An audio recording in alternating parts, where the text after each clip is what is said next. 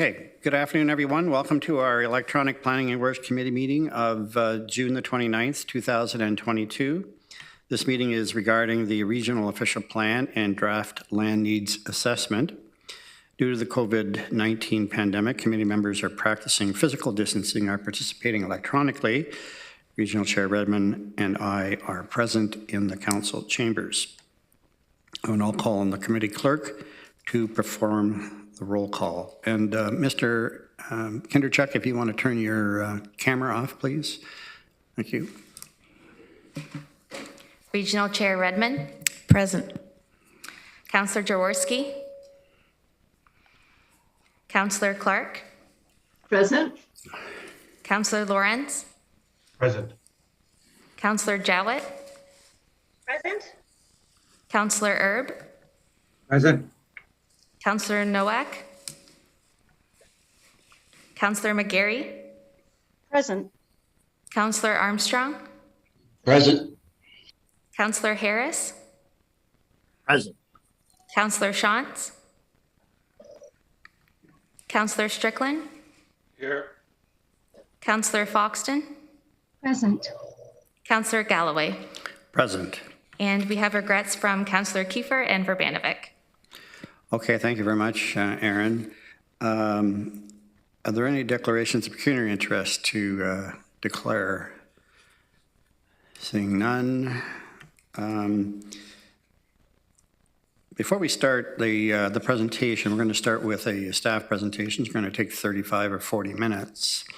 I just want to remind everyone that we've got a large number of delegations registered to speak. We're up to 30 at this point.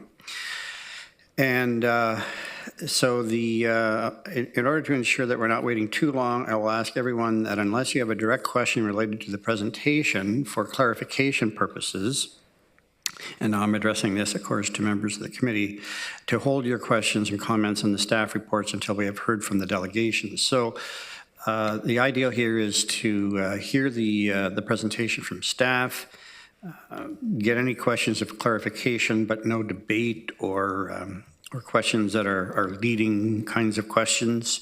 We want to hear from the delegations then, and then once the delegations are done, then we'll enter into the discussion and the debate.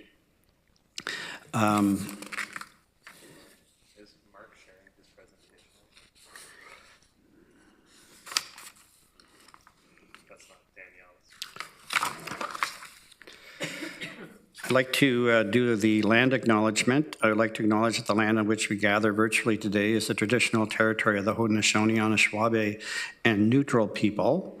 We acknowledge the enduring presence of the Indigenous people with whom we share this land today, their achievements and their contributions to our community. So before I turn it over to staff, I just want to also mention that we're going to schedule a break, tentatively at least, somewhere at the halfway point of the delegations. That may change, of course.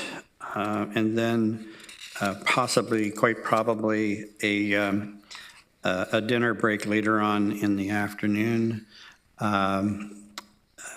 before we get into the discussion and the debate on the actual recommendation. But again, we'll play that by ear, but that's the plan at this point. So I'll call on Rod Regier, our Commissioner, and Daniel DeFields, our Director of Community Planning, to provide the presentation. Yes, thank you very much, Chair Galloway, and thank you to the committee, to council, for making the time available to go through this process with us. And I'd also like to thank our extensive staff team and consulting teams that worked so hard to put together this presentation and report in consultation with the community. So next slide. Next slide, please. Yeah, so this presentation will provide an overview to you about how about the proposed amendment to the regional official plan. We want to talk about the way that the two reports that you've been presented with here work together, how they fit together and complement each other in terms of shaping the regional plan for the next 30 years. We'll go through the details of the recommended approach to growth as well as the draft policies. So with that, I'll hand it over to Danielle DeFields to walk us through the policy and the reports. Thank you, Rod. Good afternoon, everyone. There's two reports before you today. And before we get into the contents of the reports, I'm going to walk you through how the reports work together. The first report on the agenda is the Regional Official Plan Review Recommended Approach to Growth from the Land Needs Process. And the second report is the Draft Regional Official Plan Amendment focused on growth-related policies. The recommendations in the two reports are complementary, and this was intentional. The LNA report, or the Land Needs Assessment, we may say LNA throughout the presentation today, presents the proposed approach to growth. And as you'll recall, in April, we had three options that were presented to Council. We undertook a significant engagement effort since then, and we've held very meaningful dialogue with stakeholders, members of the community and community organizations, citizens, the development industry, and other stakeholders. And we've also conducted technical evaluations. We've met with area municipal staff on a weekly, if not almost daily basis, and we've supported them in their conversations with area municipal councils as well. So the contents of this report before you today present the recommended approach to growth based on the consideration of the feedback during the engagement process, as well as the technical evaluations. The second report has the draft amendment. And you'll notice in sections of the draft amendment, there's notations where information is to be added or updated based on Council's direction on the LNA report today. These areas are indicated with yellow highlighted text in the draft amendment. So the intention of seeking endorsement in principle of the recommended approach to growth is so that we can update the amendment itself contained in the second report with the results of the land needs assessment, and then enter into a statutory process and conduct further engagement on the amendment through the process. Next slide. So in terms of that process I've just gone through, in more detail, you can see the timelines on this slide. Today, the two reports ask for endorsement in principle of the recommended approach to growth, asked to update the draft amendment with the preferred approach to growth, and enter into the statutory process. That is on the left-hand side of the screen, June 29th. Then moving across the screen, we're required to have the amendment available with supporting information to review publicly and to circulate the amendment in advance of a statutory public meeting. This means pending Council's direction today, we'd be updating the draft text and making the updated amendment available and circulating it. We then intend to hold a combination of virtual and in-person engagement sessions on July 6th, 13th, and 14th. And on July 19th, we'll be having an open house here at regional headquarters. We'll then have a statutory public meeting on July 27th. And we're targeting August 11th as a date that staff will provide a report which recommends adoption of the draft amendment. And this report would outline any of the proposed changes to the draft amendment. And then there would be a special council meeting on August 18th. Next slide. So moving past the timelines and how the two reports work together, we'll step it up to the next level, which is vision. So as you all know, the update to the regional official plan is working to best position Waterloo region to achieve its vision for an inclusive, thriving, and sustainable region of connected rural and urban communities with global reach, fostering opportunities for current and future generations. As Rod and I go through the presentation today and outline the recommended approach to growth, as well as the focus policy updates, it's really important to keep our collective vision in mind. In particular, the notion of connected urban and rural communities when it comes to the approach to growth. Next slide. This slide provides some of the highlights of both reports. Throughout the update to the regional official plan, there's been a variety of different methods for engagement. Since the land needs assessment report was released in April, there's been focused engagement with the community, stakeholders, area municipal staff, and council, and we've listened. The engagement process and supporting analysis has optimized the approach to growth. Throughout our engagement, we've heard the great pride for living and working in Waterloo region, and we've heard the desire to continue to be leaders and build on the strong foundations we have as a community. particularly when it comes to things like climate leadership. The draft amendment reflects the region's strong commitment to inclusivity, thriving, and sustainable communities. The recommended approach to growth includes support for the creation of 15-minute neighborhoods.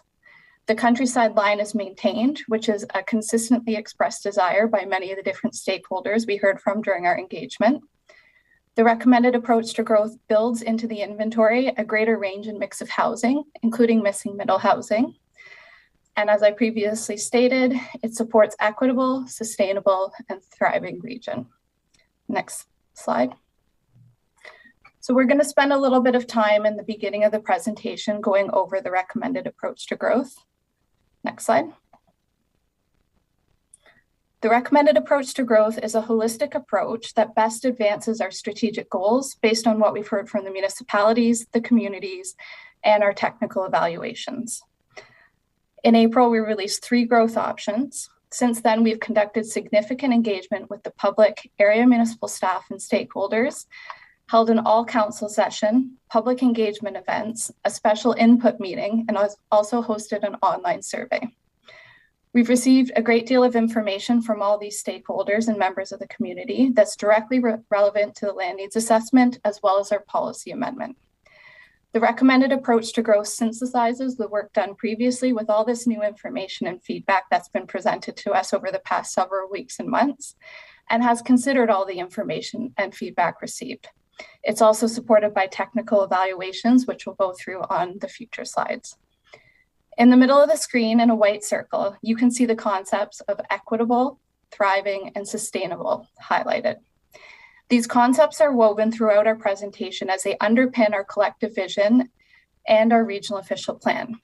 How we grow supports this vision. Our plan needs to be and is for everyone, people of all ages, abilities, and incomes. Our plan is to enable a thriving Waterloo region with a focus on employment and economic prosperity, as well as planning for a range and mix of housing, including housing that's affordable. Our plan continues to reflect leadership and sustainability in areas such as climate change and growth management. Next slide.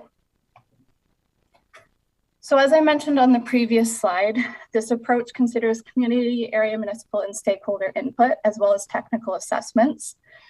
Throughout our engagement, we've heard a wide range of perspectives on how the community should grow and what's important to the people and businesses in Waterloo region. On the left-hand side of the slide, we've provided a summary at a very high level of what we heard across community members, stakeholders, and municipalities, and what they want, which includes an appropriate range and mix of housing, to support transit infrastructure investments, to support community affordability through diversifying housing options, to meet provincial requirements for growth, to maximize missing middle housing, to build 15-minute neighborhoods and to complete communities, to address climate change, and to maintain the countryside line.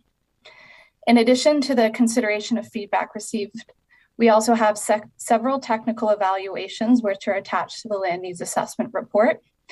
These include refinements to the draft land needs assessment, greenhouse gas emissions evaluation, an infrastructure analysis, a fiscal assessment, and growth option evaluation per the growth plan guidance.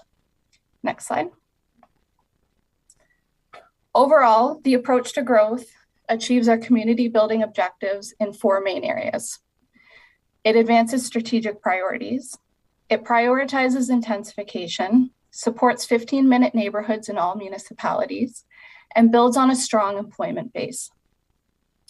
It advances the region and the community's strategic priorities while meeting provincial requirements. This feature of the recommended approach aligns with priorities from council and the community, including support for transformational climate action, by preparing the community to thrive in a global low-carbon future, and a focus on providing an appropriate and achievable range and mix of housing. The approach to growth reflects an intensification-first approach to optimize intensification opportunities to support a more compact built form within the existing built-up area. This feature of the recommended approach is critical for both cities and townships, since a focus on the built-up area supports the region's strategic transit and infrastructure investments and maximizes missing middle housing. It supports 15-minute neighborhoods in the cities and townships, including strategically located community area expansions, The townships will face unique challenges over the next 30 years in terms of transitioning their existing urban areas into energy efficient 15-minute neighborhoods where people can meet their daily needs through a short trip by walking, cycling, or rolling. The recommended expansion locations have been tailored to each neighborhood, where the addition of adjacent new neighborhoods that are more energy efficient will be critical in addressing climate change and equity by working towards completing these communities. The recommended approach to growth also limits employment area expansion by using an ambitious and achievable intensification rate of 25% for employment areas, and will designate 456 hectares of new employment area lands to support the region's strong employment base and protect them for employment uses in the long term. The approach to growth also maintains the countryside line. Next slide. So what specifically does the recommended approach to growth look like? As you recall, there's two components of the land needs assessment, a community area and an employment area evaluation. This slide focuses on community area. The recommended community area approach maximizes intensification, right sizes densities in greenfield areas, and reduces expansions to the lowest possible. The region-wide intensification rate is 61%. Region-wide density target is 59 people and jobs per hectare, and the total community area land need is 150 hectares. For comparison purposes, this represents an increase in intensification, a decrease in density, and a decrease in total land area need for the community area compared to option 2 in the April report. Next slide. From an employment area perspective, the recommended approach to growth optimizes intensification and increases densities in employment areas. As you recall, there were two choices presented in terms of the intensification of regional employment lands of either 15 or 25%. The recommended approach to growth uses the higher of the two intensification options. An overall density of 35 jobs per hectare is used, and it's reflective of employment uses throughout the regional employment lands, and it allows us to accommodate a wide range of employment uses throughout the region's employment lands through to 2051. The resulting employment land need is 456 hectares. So I'm now going to hand it back to Rod, who's going to go through some of the area municipal specific results. Thank you very much, Danielle. This slide just illustrates two important facts about the regional official plan amendment that we're proposing here. First of all communities in the Waterloo region are expected to grow in terms of both people and jobs over the planning period. And that the recommended approach, which we've put forward here, includes what they need to thrive in their unique contexts. And every community in the Waterloo region is unique and has special considerations for supporting growth in the long term. Next slide, please.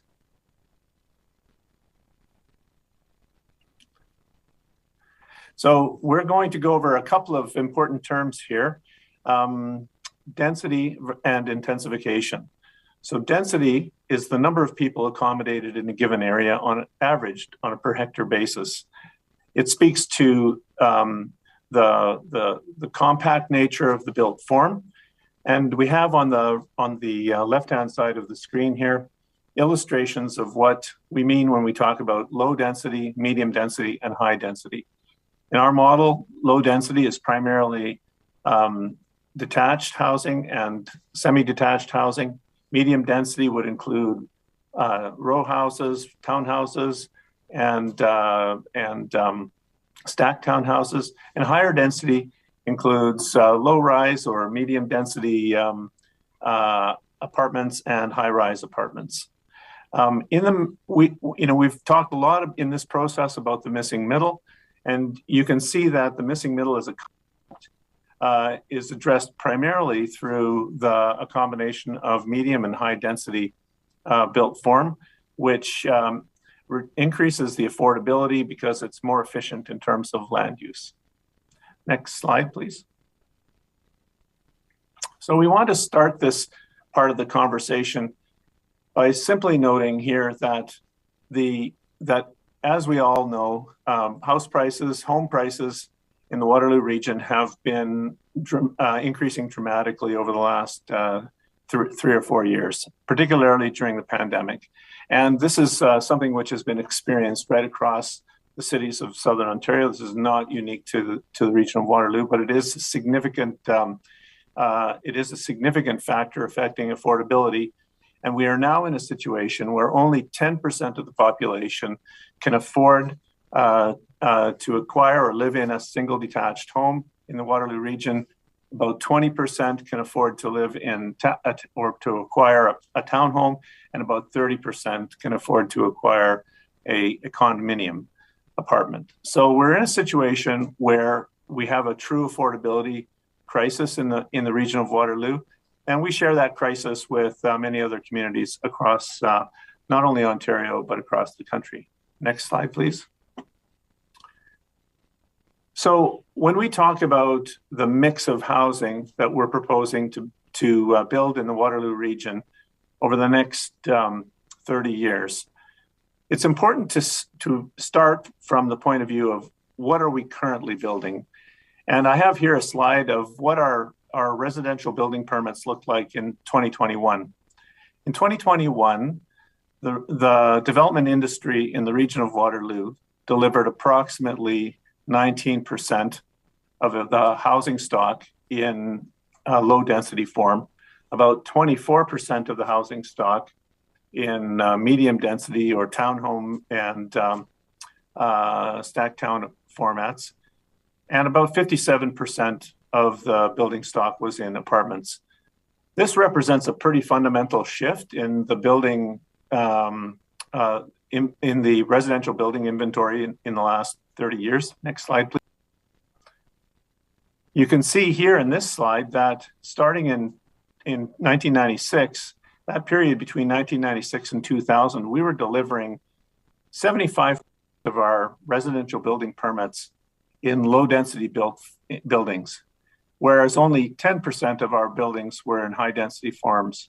And gradually over the course of the last 35 years, that number has increased pretty significantly, so that we're now building approximately 56% of our residences in apartments and about 25% in low density forms between 2016 and 2020. It's important to note that this is entirely market-driven behavior. Our industry, our development industry, is delivering a more affordable built form because this is what's required in order to support and sustain the people of the region of Waterloo. Next slide, please.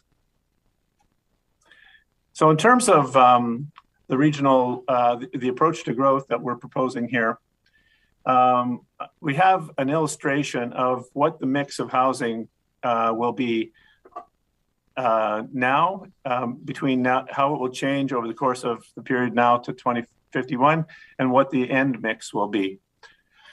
As I was mentioning, the current inventory of housing in the region of Waterloo is dominated by low density housing. So almost 60% of the housing in the region is single detached or semi-detached housing. And that means that right now, only 60% of our building stock, our residential building stock in the region, is affordable by approximately 10% of the people in the region. So we've got only about 26% is in high density, and 15% is in medium density built form. What we're proposing here is that the housing mix will change. We will continue to build, as we did in 2021, about 19% of our building stock in low density, residential building stock in low density form. We will see quite a bit more apartment construction over the course of the planning period, consistent with what we've seen in the last 3 to 5 years. And we'll see a little bit more medium density built form. And that's important because that's where we see that missing middle housing inventory that's important for affordability for people and families. At the end of the 2051, our housing mix will look slightly different from what it does now. We'll have approximately 45% of our residential built form in the form of low density housing. About 36% of our built form will be in high density housing, and about 19% will be medium density housing. So at the end of this process, we'll see about 344,000 units in total across the region of Waterloo, and the mix of units will be slightly different in order to accommodate the needs of a more diverse population. Next slide, please. So if we think about where development will take place, one of the important starting points in the discussion is the existing inventory of vacant urban land within our communities. That land is currently available for planning and development of new community area. And this is going to absorb a very significant portion of the growth that we're seeing. Recall that we're forecasting approximately 39% of our population growth will be accommodated in new community greenfield areas. The remainder will be through intensification in the existing built up area. So let's start with Kitchener. Kitchener currently has 1,150 hectares of land available for community development within its urban area. This is approximately 2,500 acres. Cambridge has got approximately 664 hectares, Woolwich 379, Waterloo approximately 332, and so on. You'll see that Wellesley only has approximately 17 hectares of land available for ongoing development. Next slide, please. So if we apply the people and jobs per hectare that we're currently experiencing in new developments to these land areas, we see that on the right-hand column, the city of Cambridge has the potential to host 41,000, a population increase of 41,000 over the course of the next 30 years. Kitchener has the potential to host 78,000, Waterloo 18,000, and so on, for a regional total of 176,000 people that can be accommodated in new designated greenfield areas and existing designated greenfield areas through new community development in the next 30 years. Next slide, please. Let's take a look at employment land. We have across the region approximately 1,072 hectares of vacant employment land. Most of that is located in Cambridge right now, but there is some in Kitchener and some in both Woolwich and Waterloo. Our analysis indicates that we will need a significant inventory of employment land moving forward to accommodate growth in the industries that sustain our economy and the workforce that requires good quality jobs in the industrial economy. Next slide, please. Our model indicates that we require the room to support approximately 70,000 workers between now and 2051. And that we will need, in addition to the 1,072 hectares of land that we already have for that purpose, we'll need an additional 456 hectares for a total vacant employment land inventory of 1,528 hectares. Next slide, please. So I'm going to take you here to a map of the region which illustrates the distribution of some of these areas that we've been talking about. The dark blue are the additions to employment land, and the deep red are recommended areas for community expansion. It's a bit difficult to see here, so So we can talk more about those specific areas in future slides. But I want to draw your attention to a couple of other things. The first is that we do see a concentration of employment land around the airport, in North Cambridge and South Woolwich, particularly an extension of the employment area that now is hosting the Toyota Manufacturing Corporation's major North American facility in Cambridge, but their entire supply area, the major Loblaws distribution center, and so on. We see this area growing further towards the airport. Of course, from a planning point of view, it's not a good idea to cluster sensitive land uses around an airport. So we see the area around the airport being particularly suitable for industrial employment. I'd also like to point out that we are identifying a couple of intensification corridors here. You'll see this in our policy documents as well. Excuse me. The most notable one is that we think that Ottawa Street in Kitchener represents the best opportunity to not only intensify further based on higher order transit, but it also represents the best potential for another route of higher order transit, potentially an ION stage 3, that would connect the workforce in the west side of Kitchener particularly, but also Kitchener and Waterloo, over to the east side lands where we have literally tens of thousands of jobs that will be located there in the coming decades. Next slide, please. So I'd like to go further into each of the area municipalities and the allocations that this plan proposes for them. Next slide, please. Yeah. So the essence of our allocation is as follows. The cities are really well positioned to deliver 15-minute neighborhoods, which Danielle talked about earlier.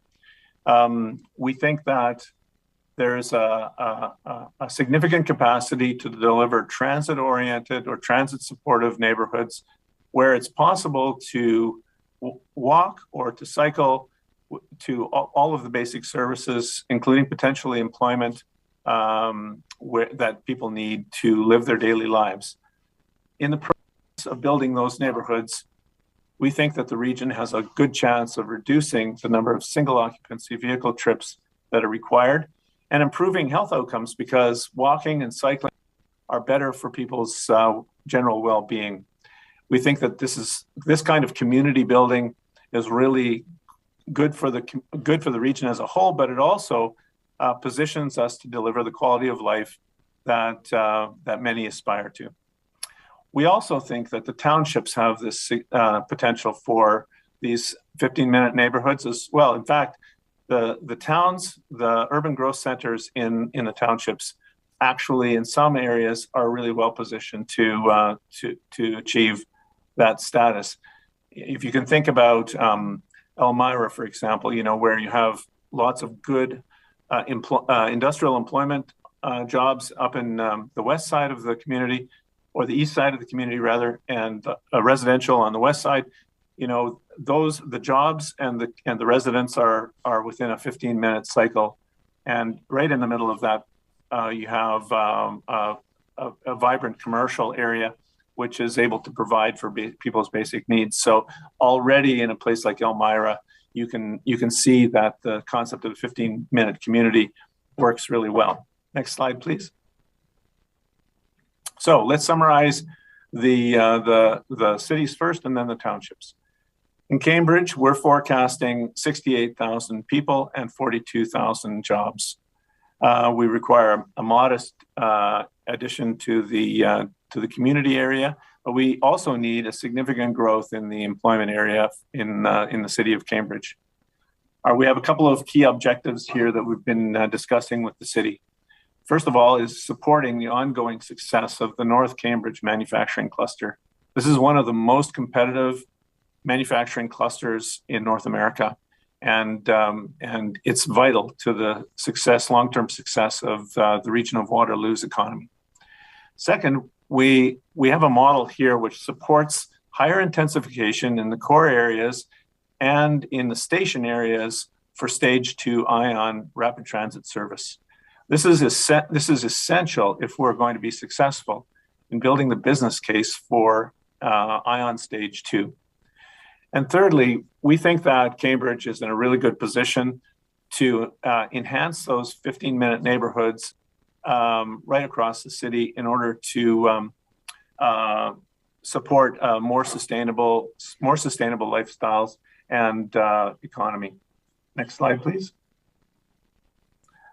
So in Cambridge, as I was mentioning earlier, we see the concentration of employment lands across the north part of the city, that is south of Kossuth and west of Fountain Street. We have an addition of 3 large parcels. 2 of them are included in are owned by the province of Ontario and managed by Infrastructure Ontario on the far right-hand side of the image here. And the asterisks here simply identify parcels that remain outstanding in terms of appeals to the Regional Official Plan Amendment that is still under appeal. Next slide. Oh, I can't get away from this slide without talking about the airport and the aviation hub potential. We've had a tremendous amount of success growing YKF, the region of Waterloo International Airport. We see the employment land around that airport as having a fabulous opportunity to support the aerospace and aviation cluster that's starting to emerge in the Waterloo region, certainly at a provincial scale, and we think it's got potential at a national scale as well. Next slide, please. So to Kitchener. Kitchener has this very significant land inventory, particularly in Southwest Kitchener. We think that the population of Kitchener in 2051 will be 140,000 greater than it currently is, and that there will be an addition of 60,000 jobs.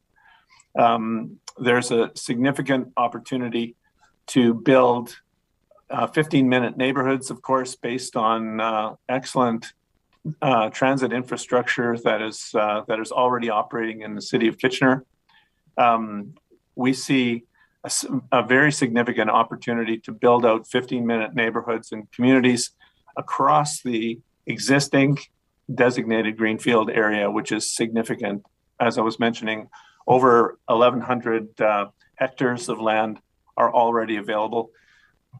However, the city also has a tremendous opportunity for that intensification, which we're already seeing. You can see the buildings under construction across the station areas of the ION LRT and across, associated with the I-Express bus network that is already operating on the arterials of the city. Next slide, please. Oh, and if I can go back one, another key fact here is that we're not recommending any expansion of the community area for Kitchener. Our view is that the city has ample capacity to absorb the growth that it will receive through intensification and a combination of intensification and development of its existing designated greenfield area. Next slide, please. In terms of Waterloo, Waterloo is much closer to the built out of its, right out up to its boundary. We see the population growing by about 57,000 over the next 30 years, and about 40,000 jobs adding to the economy in Waterloo. Here again, we see no need for community expansion. You've already seen significant intensification in the city of Waterloo, but there is approximately 370 hectares of remaining greenfield land, which will be developed in the northwest portion of the city over the next 30 years. And that will continue to sustain growth in that community as well. Again, our focus here is on capitalizing on the intensification opportunities in the built-up area. the evidence and success of which we've already seen, as well as building out sustainable designated communities in the designated greenfield areas. Next slide, please. In North Dumfries, we see a population increase of approximately 8,300 people and 5,200 jobs.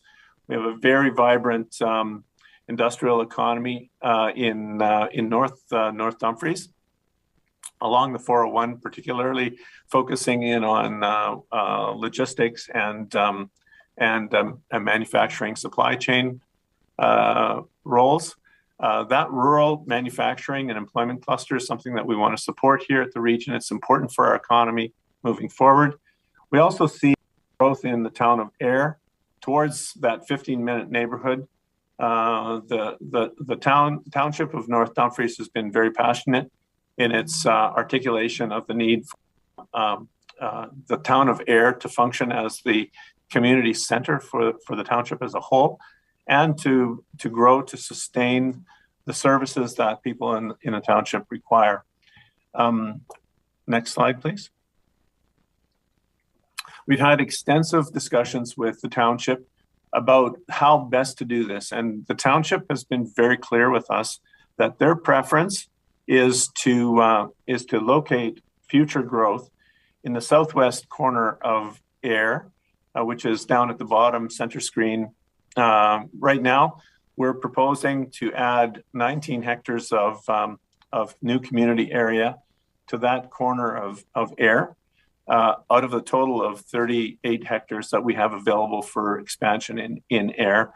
We're going to discuss over the next couple of weeks, we're going to have a conversation with township about how we can position the township to focus its growth in southwest Ayr over the course of the planning period, as well as and through future municipal comprehensive reviews and LNA exercises that we're going to be required to conduct. So I just want to put a small asterisk on that. We're also introducing 2 new areas for employment growth in the township, one at the Highway 97 401 interchange, and the other one at the Northumberland corridor, which provide important opportunities to support the manufacturing and logistics economies of the Waterloo region. Next slide, please. We are bringing in into the urban area some new community area, approximately 29 hectares of land on the north side of North Dumfries, adjacent to the future McQueen Shaver Boulevard. This area is also recommended for expansion. Next slide, please. We've also had a lot of conversation with the township of Wellesley about its future growth. Our model has an addition of 1,700 people and about 1,100 jobs in the township. Here we see an opportunity to move towards the complete community of the town of Wellesley. Wellesley is highly walkable now. There is an opportunity to improve even further its viability and vitality as a township urban center. And we do know that the River Nith at the north end of the watershed here has limited carrying capacity, but we're in discussions with the township about how best to proceed in terms of providing wastewater treatment facilities that are responsible and environmentally sustainable. And we'll work with the township of Wellesley over the next little while to build an approach to the allocation of the 17 hectares of community land that we think that they need in order to support the growth of the community. Next slide, please. Woolwich. Woolwich is a very interesting area from a planning point of view. Excuse me. We see our forecast has it growing by 22,500 people over the next little while, and a very significant number of jobs. This is particularly the case because of the large area of land in South Woolwich around the airport, which we see bringing into the urban area to support employment growth in the region. Woolwich does have an identified need for 52 hectares of community area and 176 hectares of employment area. Here again, we're focused on building those 15-minute neighborhoods in order to reduce the need for single occupancy vehicle trips on basic errands and on the journey to work. We're also looking at opportunities to capitalize on intensification areas, intensification in the built-up area, as well as building out some existing designated greenfield land. Next slide, please. The next couple of maps will illustrate what we're thinking here in terms of the areas to be brought into the urban boundary from in Woolwich. The largest portion in the form of employment land. We've identified parcels primarily around the airport, which can be serviced through a sanitary trunk, which is now under construction in Cambridge. That trunk will ultimately be located on the Fountain Street right of way and run right up to Breslau. It has very significant capacity and will be feeding the Kitchener wastewater treatment facility in the fullness of time. We also see the need for some additional community land to be brought into Breslau to round out an opportunity around just to the north of Highway 7, the existing Highway 7, and between existing Highway 7 and the future Highway 7, the peculiar polygon of land that was there is really limited in terms of the scale of development and community building that we can experience there. So we're rounding that area out to create a more viable community development opportunity. Next slide, please. In Elmira, we're adding approximately, 15 hectares to the southwest corner of Elmira. This will allow the completion of Barn Swallow Drive, and we'll also add some employment area on the east side of the community. The township has been very clear in its aspiration. It's a long-term aspiration to see a bypass road constructed around the town of Elmira to reroute heavy truck traffic that's now traveling through the downtown. This allocation of employment land will help facilitate that. But also you can see that there's a vibrant manufacturing and industrial economy in Elmira. And it's, as I mentioned earlier, very walkable and cyclable to the residential areas and the commercial areas in between. So I think this is really an interesting case of supporting the development of a complete community, one that's easy to get around with for all of your basic daily needs. Next slide, please. In St. Jacobs, we're proposing to bring in a small parcel of land that's abutting the home hardware, the extensive home hardware facilities on the west side of St. Jacobs. It's a relatively modest addition to the urban area in that community. Next slide. So over to Wilmot. Wilmot we see growing by 6,800 people and 3,600 jobs over the next 30 years. The requirement in Wilmot is for 35 hectares of community land and about 15 hectares of employment land. Wilmot already has a fairly significant inventory of employment land available for development. We're excited about the vision that Wilmot has for building 15-minute neighborhoods. They've made a significant investment in active transportation networks already. The two parcels of land which we're proposing to bring into the urban area for community area are located in a way that augments their connectivity and supports the ongoing active transportation network that they're developing. It also makes a lot of sense in terms of access to the employment base that's already evolving and thriving in Wilmot.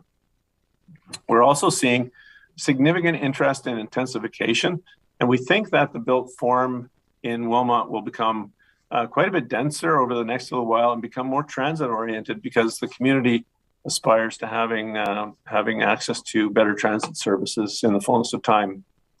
Next slide, please. Now, this slide identifies the parcels of land that we're proposing to bring into the urban area. The purple will identifies 2 residential or community areas, one south of Snyder's Road, and the other one just west of Knapsiger, and an employment area which is between the municipal drain there and the CN line. On the other side of that CN line, the light blue area is a fertilizer plant, and it's important not to cluster sensitive uses around that particular operation. But as soon as these when these properties are developed, they will have immediate access to an active transportation network, which will allow people to move, young people to move, people of all ages to move back and forth between Baden and New Hamburg using active transportation. Next slide, please. So that's a summary of the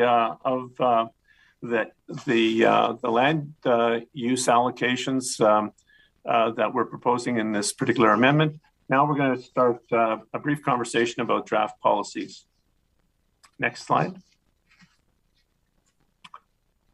And, you know, as we start this conversation about the policy framework, which is being put forward in our amendment, we want to really go back to that anchor of building an equitable, thriving, and sustainable community. The policy initiatives, which you're going to see here today and which you can review in the documents over the next several weeks, are designed specifically to achieve these objectives. Next slide, please. I want to speak a little bit about the role of the Region of Waterloo official plan in the development of relationships and reconciliation with First Nations. We've had an extensive conversation with Six Nations of the Grand River and Mississaugas of the Credit throughout this process over the last 2.5 years. We've gone through every aspect of the plan with them. It's been an extremely valuable experience for us. I personally very grateful for the opportunity to have these conversations and to learn more about the First Nations perspective on stewardship and our long-term responsibilities for the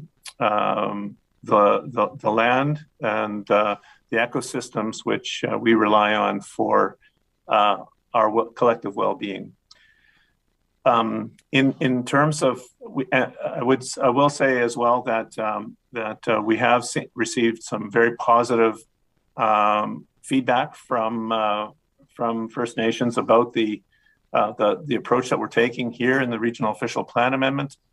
I'm thrilled with their level of support for this work, and I look forward to talking about it in more detail. We've seen, so in terms of the changes that we're making to the plan in response to feedback from First Nations, we're proposing to embed a territorial land acknowledgement in the regional official plan.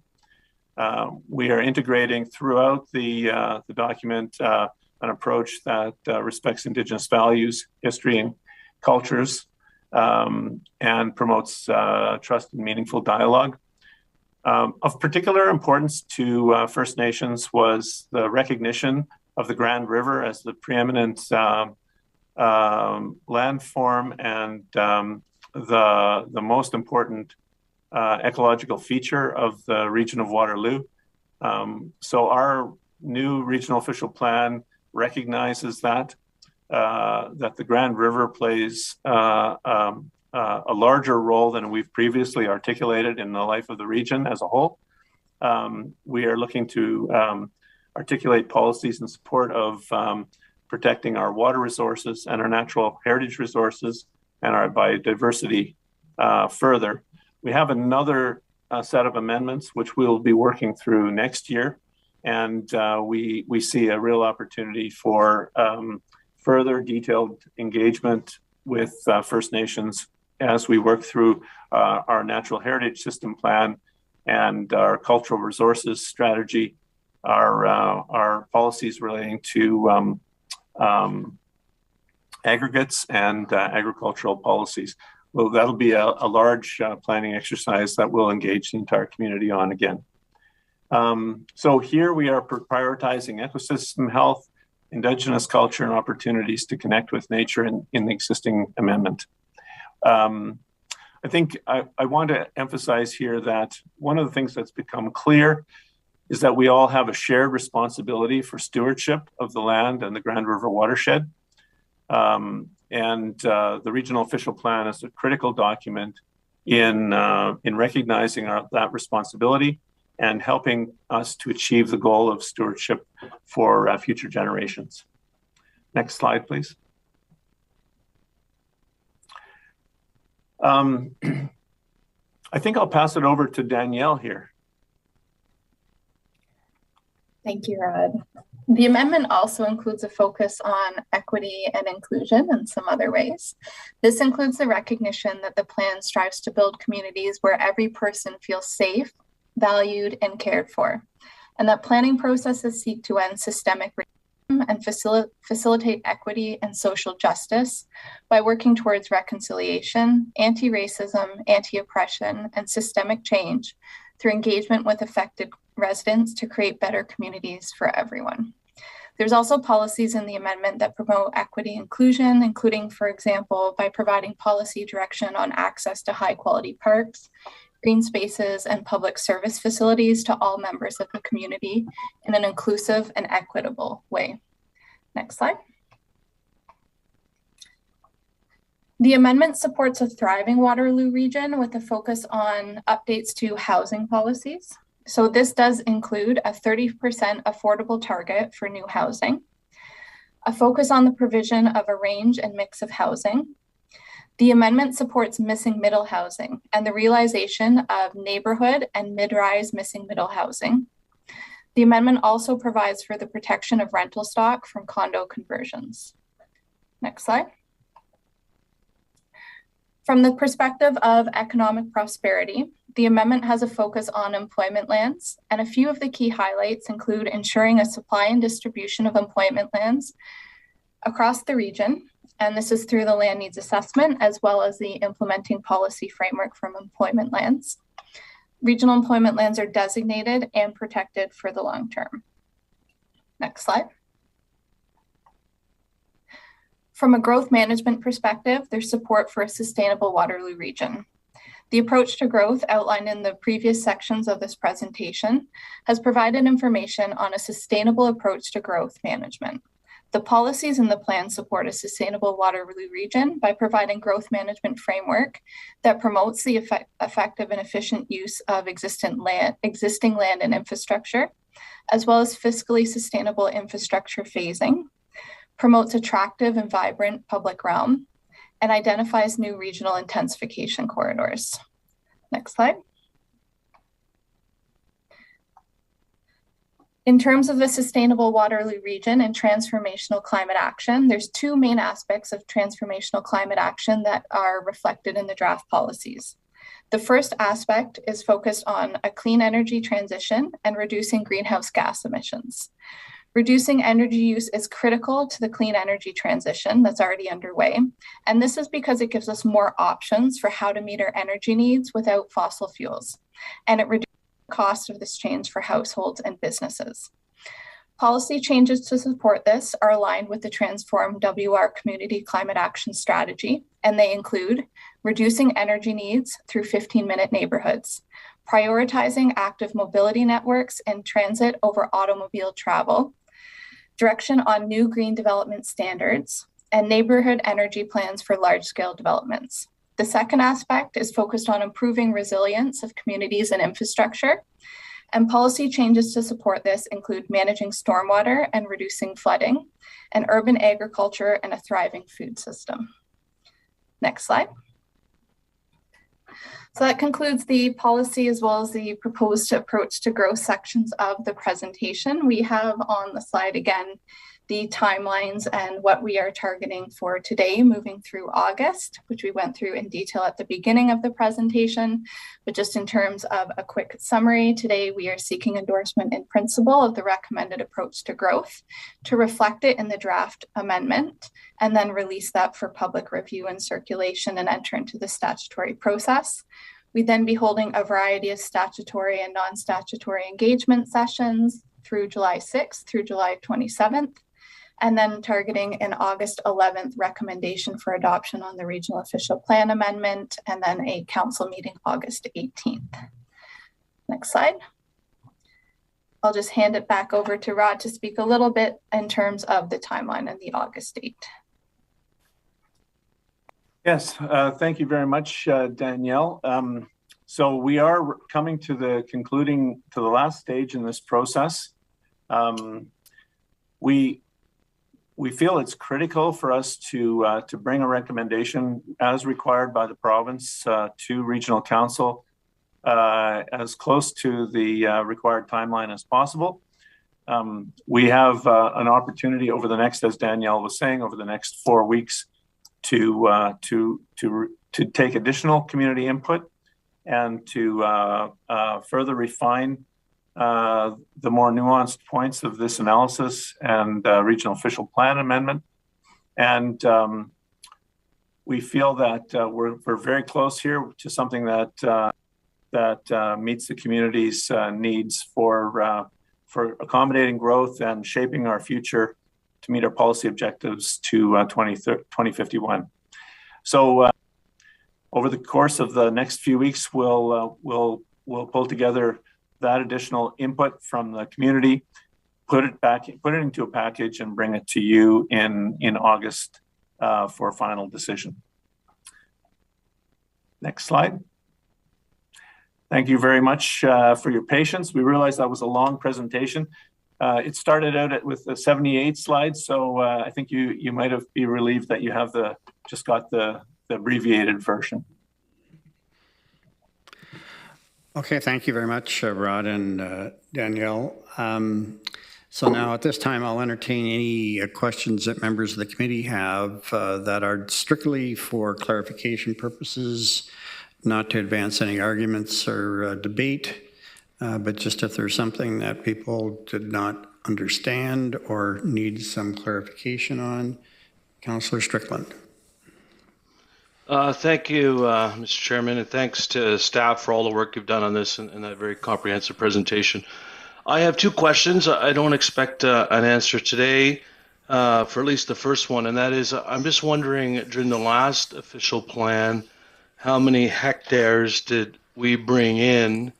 And of those hectares, how many are developed? And additionally, how many have building permits on them that have yet to be executed? So I'd just like to get an idea of where we're at in terms of last official plan and how many hectares of land that remain undeveloped or not even in the process of development. So if staff could get back to me on that, that'd be great. The other question I would have is, I really like the aspirational aspects in terms of Indigenous engagement and climate action and equity and diversity. And I'm just wondering, kind of a more, market condition analysis. And I haven't seen this in anything that I've read, and if I missed it, I apologize. But, we focus a lot about this multi-residential high-rise development, which is good. I appreciate that. But I'd also like to know if staff's had an opportunity to look at how much of those high-rise multi-residential are actually available for rental. And I'm thinking about Airbnb, for example. and how that has a tendency to distort the market and tie up units. So if we're developing 121,000, I don't know what the numbers are, but however many thousands of units that we're developing or have developed in the last 10 years, how many of them are actually available for rental or ownership, and what impact is Airbnb having on our marketplace? And if Airbnb is having a significant impact on our marketplace, then at some future time we should certainly contemplate a tax on those owners, similar to other municipalities. So I'll just leave it at that. Thank you, Mr. Chairman. Okay, thanks, Councillor Sterland. Okay, seeing no one else raising their hand, we'll now proceed to delegations. And I will say that there's going to be, I indicated, and I think it's probably still on schedule, that we'll have a 10-minute or a 15-minute recess halfway through our delegation roster. I would like to remind all delegations of some guidelines for participation. Please leave your video and cameras turned off and your microphone audio muted until you're called upon to speak. Today's delegations will be allotted 5 minutes to speak. Groups of 2 or more will be allotted 10 minutes. Any delegations who registered after the deadline will be allotted 3 minutes to speak. These time allotments are in line with the pilot project that has been undertaken since 2021 and will continue to be followed this afternoon. We also ask that you leave the meeting once your issue has been addressed. You're then welcome to watch the remainder of the meeting being webcast live via YouTube. If you conduct yourself in any of the following manners, it will result in an immediate removal from the meeting, interrupting councillors, staff, or other delegations, derogatory statements about councillors, staff, or others, turning your camera on at inappropriate times, and hate speech or defamatory comments. One last reminder for delegations, please do not take offense if following your presentation there are no questions from council. This is council's time to really listen and reflect upon the opinions and ideals shared with us from our community members. So the first delegation is Mr. Mark Kindrachuk. Mark, there you are. And proceed as you're ready. We see you and we hear you.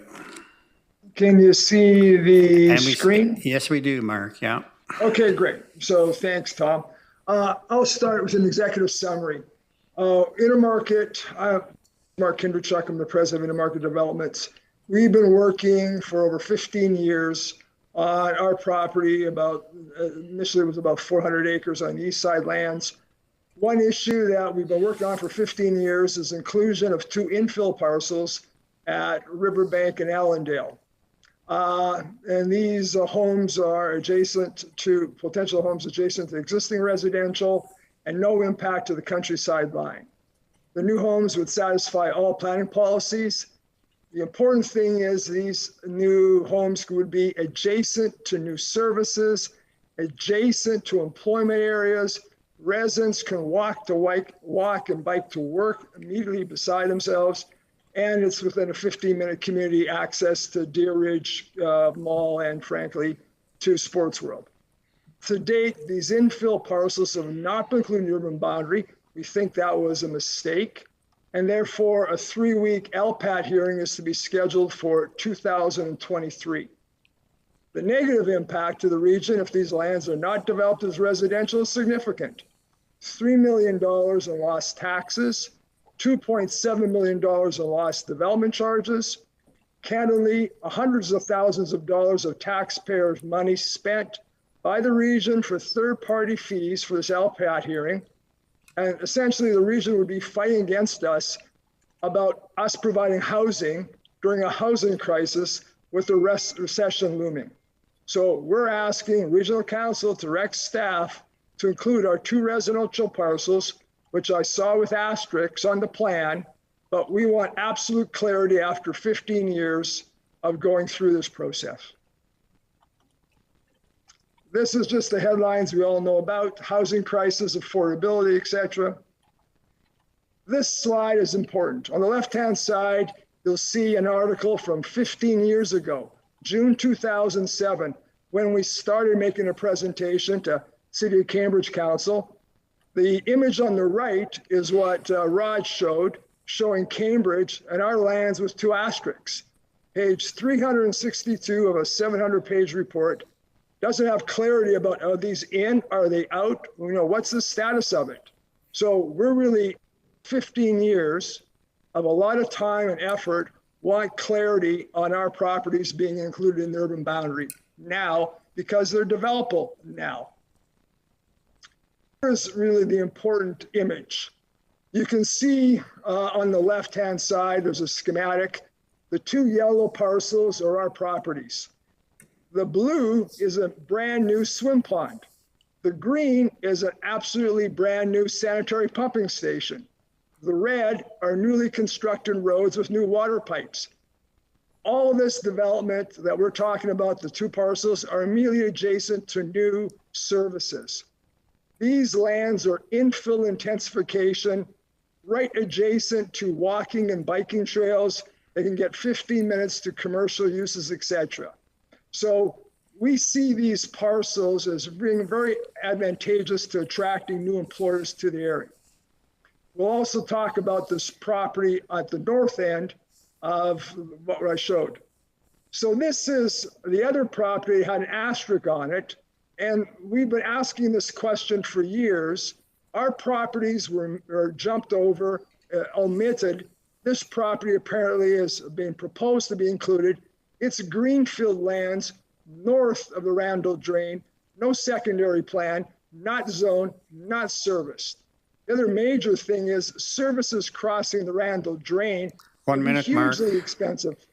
1 minute. So we've got concerns with that. So we're asking the question, our infill lands are ready to be developed now versus greenfield 6 to 8 years from now? Here's really the take home. 2.3 million in taxes, 2.7 development charges, approximately 350,000 we have to spend for a hearing. Region will spend the same. So in summary, we want our properties to be included after 15 years. Frankly, what we really don't understand, haven't got a straight answer, is the region would lose 3 million taxes, 2.7 in development charges, spend hundreds of thousands of dollars at an LPAT hearing next year to fight us for residential uses during a housing crisis with the recession looming. So we're frustrated.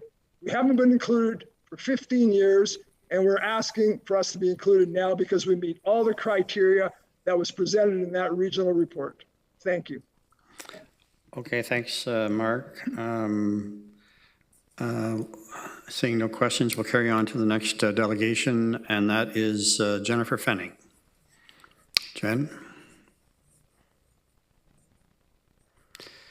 There you are. I'm here.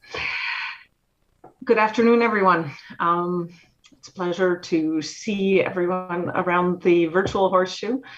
I'm not going to spend a whole lot of time repeating things that most of us have heard over the last few weeks and months. The community has spoken pretty clearly, and to me it's very clear that the regional staff and the region has been listening, and I really appreciate that.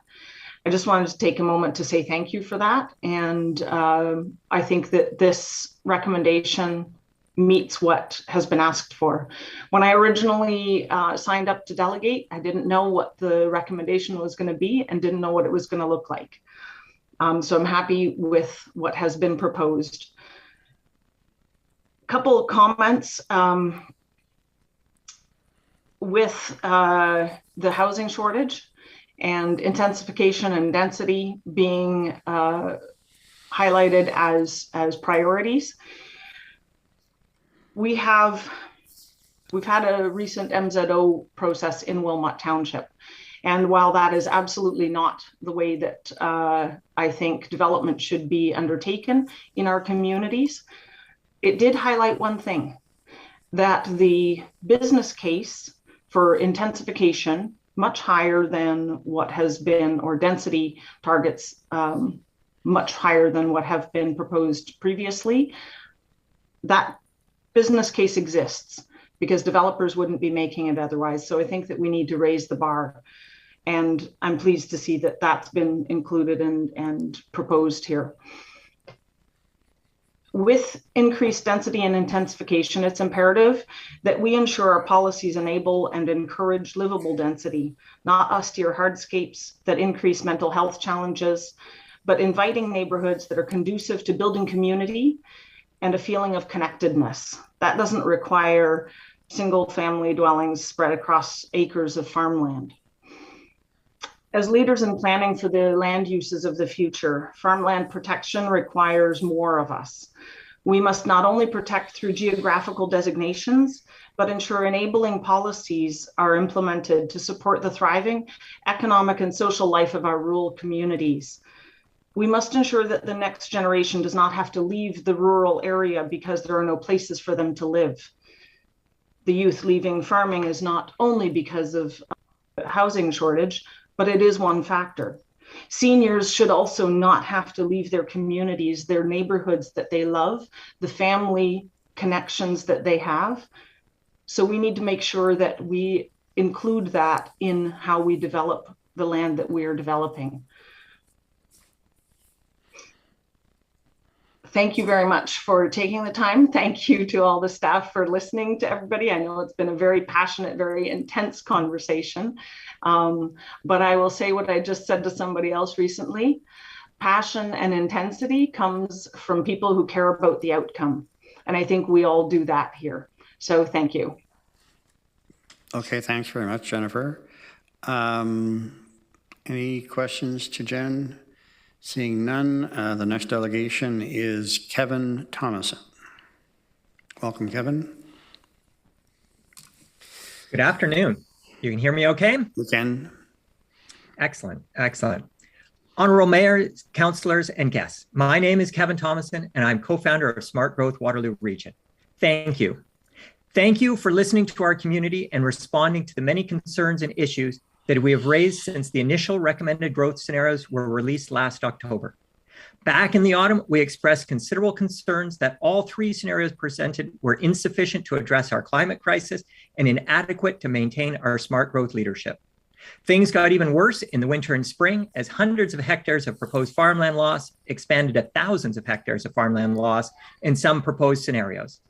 We had so much difficulty with the last three proposed growth options that community leaders and groups spent considerable effort developing a much simpler fourth option based on higher intensification, more congruency with our current trajectory, and featuring no farmland loss. It's fantastic to see this recommended approach to growth now incorporating so many of the principles of this option number 4 and so much of the feedback from citizens, neighborhood groups, community organizations, and our local municipalities. The 150 hectares of farmland loss for urban boundary expansion, while not the zero many had hoped for, is a fraction of the amount of farmland destruction sought by developers and land speculators and proposed in other scenarios. The intensification focus at an estimated rate of 61% is very congruent with growth trajectory and success. The proposed density of 59 people and jobs per hectare is far more achievable than other proposed scenarios and will still result in more compact, walkable, and sustainable communities. It's great to see the proposed employment lands using higher densities and coming in at just 456 hectares of farmland loss, about half the initial amount of farmland loss originally proposed last autumn. Best of all, the strong policies and climate change focus throughout this latest report document creates a strong, cohesive narrative and solid foundation that will enable the bold, visionary actions we're going to need to survive and thrive in the years ahead. The ambitious action on our climate crisis that Canadians are demanding, but few governments are currently delivering. After months of expressing concerns about the need for more public engagement and consultation, like what we had seen during the planning for previous regional official plans, it's fantastic to see all the meetings and in-person open houses and virtual online forums being planned for the weeks ahead. Thank you. With the provincial deadline this coming Friday and newly emboldened Premier and ministers already threatening Hamilton, it will be important that we keep moving forward in a timely manner and ensure this regional official plan update is completed this summer in advance of autumn elections and all the delays and learning curves that new councils will entail over the coming winter. With our looming climate crisis, we can't lose another year as the clock is already rapidly ticking towards the 50% greenhouse gas reduction required by 2030 to meet our mandatory Paris Accord targets. While we won't meet the July 1st provincial deadline, regional staff have proposed an ambitious timeline for the coming weeks that will meet our community's expectations for public consultation and engagement, while still achieving the required August 18th completion date. Please do not delay or regress on this much needed future plan for our community. In conclusion, no plan is ever perfect. There is not zero farmland loss as hoped, but a compromise that will still see about 1,500 acres of our irreplaceable farmland destroyed for new homes and employment lands. However, we will be accommodating a 50% population increase of 300,000 people and 178,000 new jobs in a very progressive, balanced manner that focus on the sustainability and smart growth solutions that we're going to need in the decades ahead. Our previous regional official plans have been unprecedented for a region of our size, pioneering the countryside line, rapid transit, the protected countryside, core renewal, and many other concepts that were so controversial at the time that we now take so much for granted.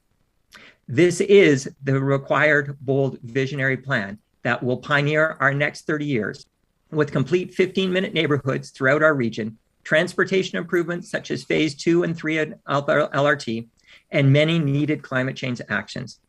It is unique in Ontario and will allow our region to continue to lead on its current successful growth trajectory with a thriving countryside and complete, more affordable, sustainable communities.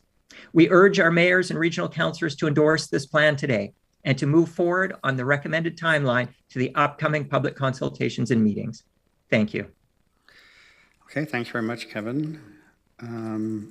No questions. So we will move on to the next delegation, and that is Tom McLaughlin.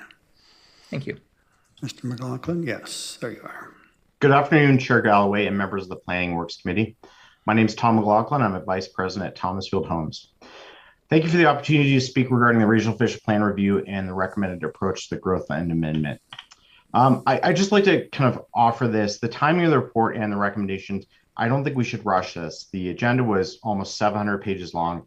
The reports were only posted on Thursday. This type of consultation should not occur over the summer to ensure full community engagement. Obviously, this report and the ROP recommendations will have impact on the region for the next 30 years. So it's one of those things. I understand there is a provincial requirement to get this done this summer, but I think this is something we can't rush through. Thomasfield Homes owns a property at 2450 Victoria Street, which is on the northwest corner of Greenhouse Road and Highway 7 in Breslau, and is shown as reference S33 in the region's report and table. This only represents roughly 17 hectares of land, and the expansion of the urban boundary into this area would have been a logical location as it's directly north of our successful mixed-use community, Hopewell Crossing community, and the expansion here would be an efficient use of the existing infrastructure and services available that are available and installed.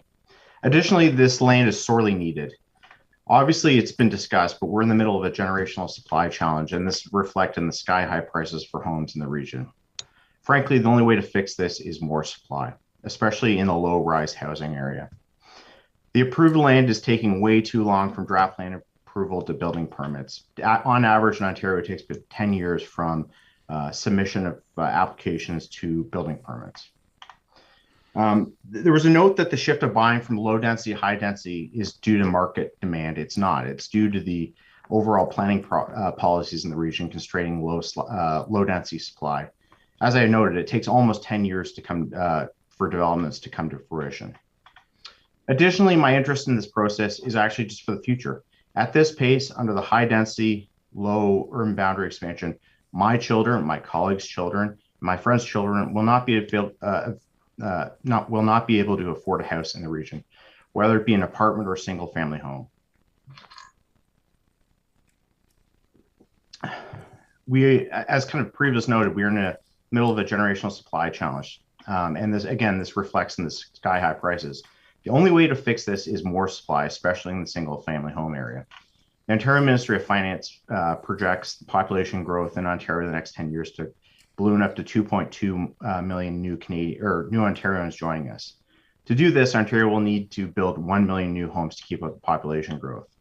And the formation of young families will further extenuate this issues.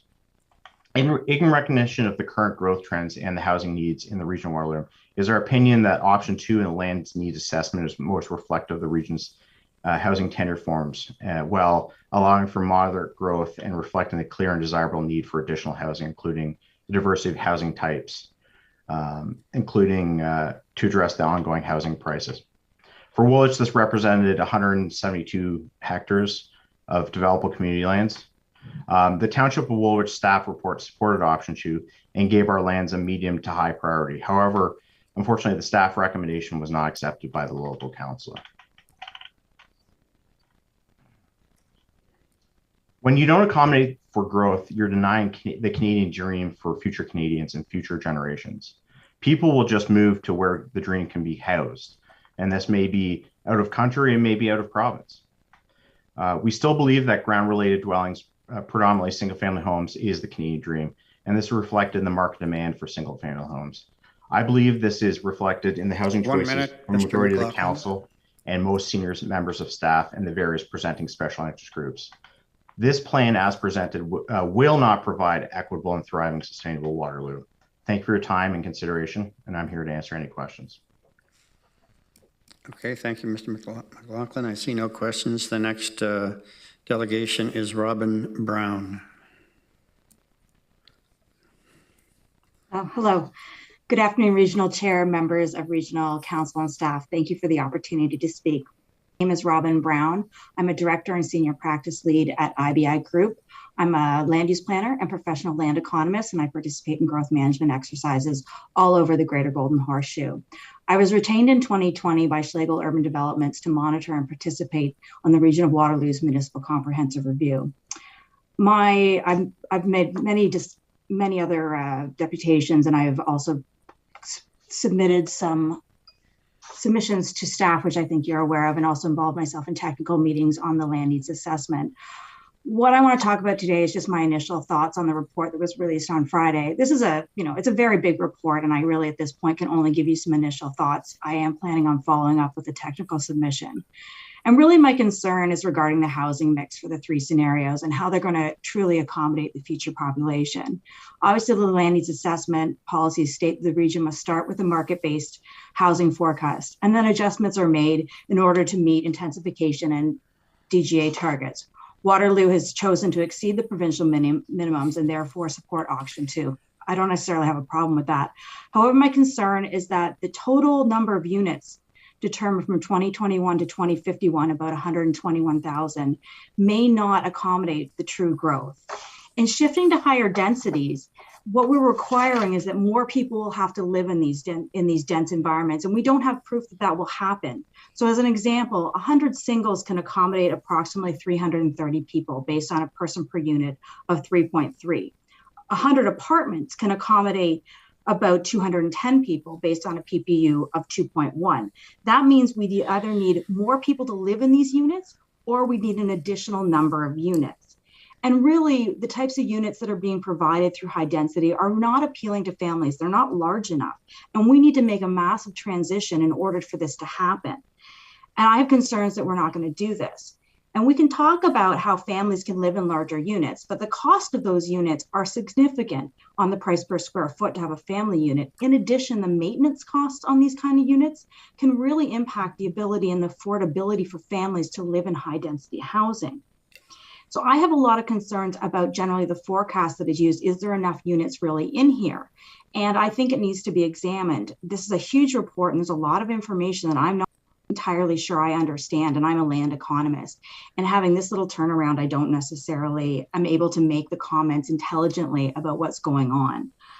In summary, based on my preliminary, I think there's a problem with the housing mix. I don't think it is appropriately determined how people are actually going to make this shift and how we're going to encourage this shift. We don't have the demographics beyond it.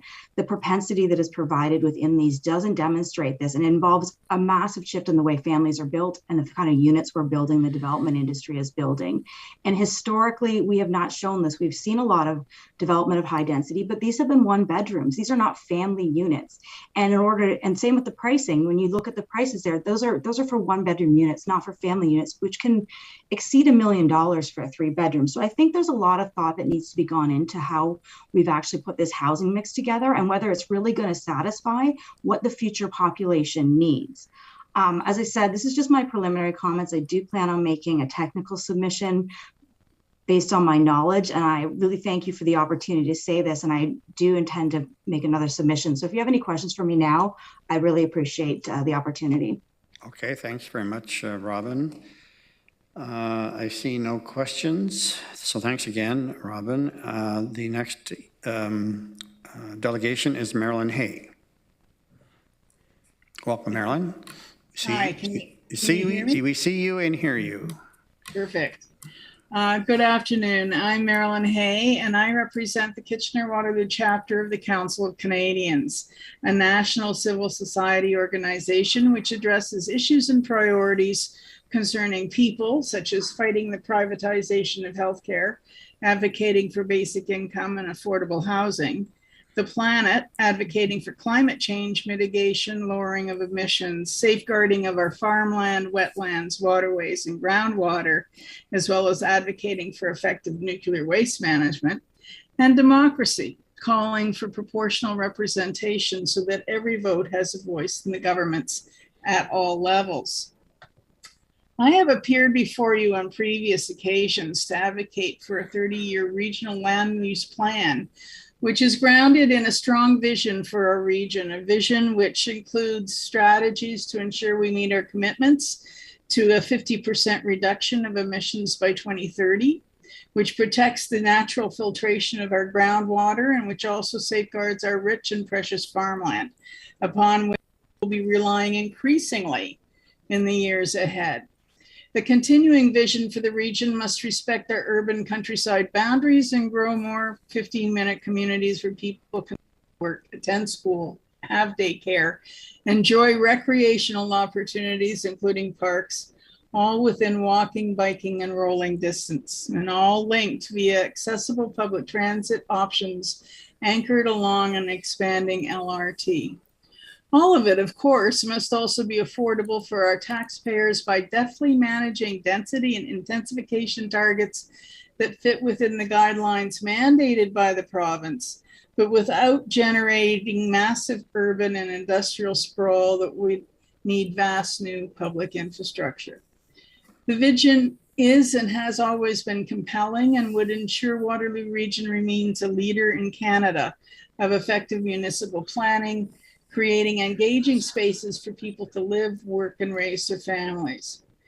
But the vision also presented a daunting challenge to our regional planners. I applaud you. I applaud your work. I applaud how well they have integrated the hopes of the community interveners with the realities of significant population growth. I am so pleased by how well this latest draft embraces and continues a modern, sustainable, dynamic vision for our region.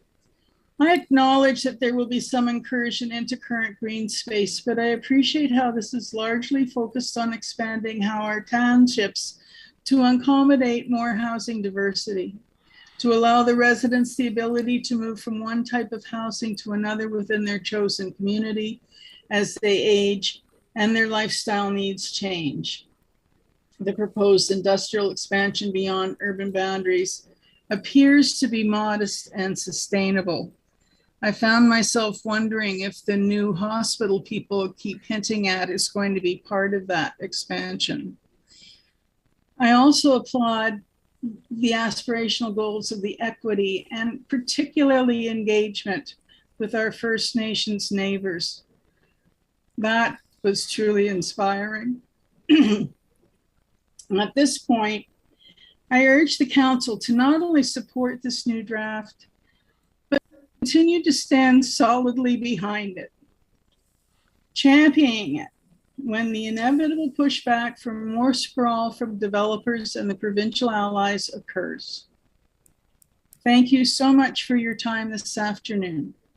Good luck as we go forward. Okay, thanks, Marilyn. Seeing no questions, but thanks again, Marilyn. The next delegations is a group delegation, and that's Shefaza, Esmail, and Wayne Mack. Hello. I think everyone can hear me. Yes, we can. Yep. Shefaza sends her regrets, so she was unable to make this new time, so I'll be reading a prepared statement.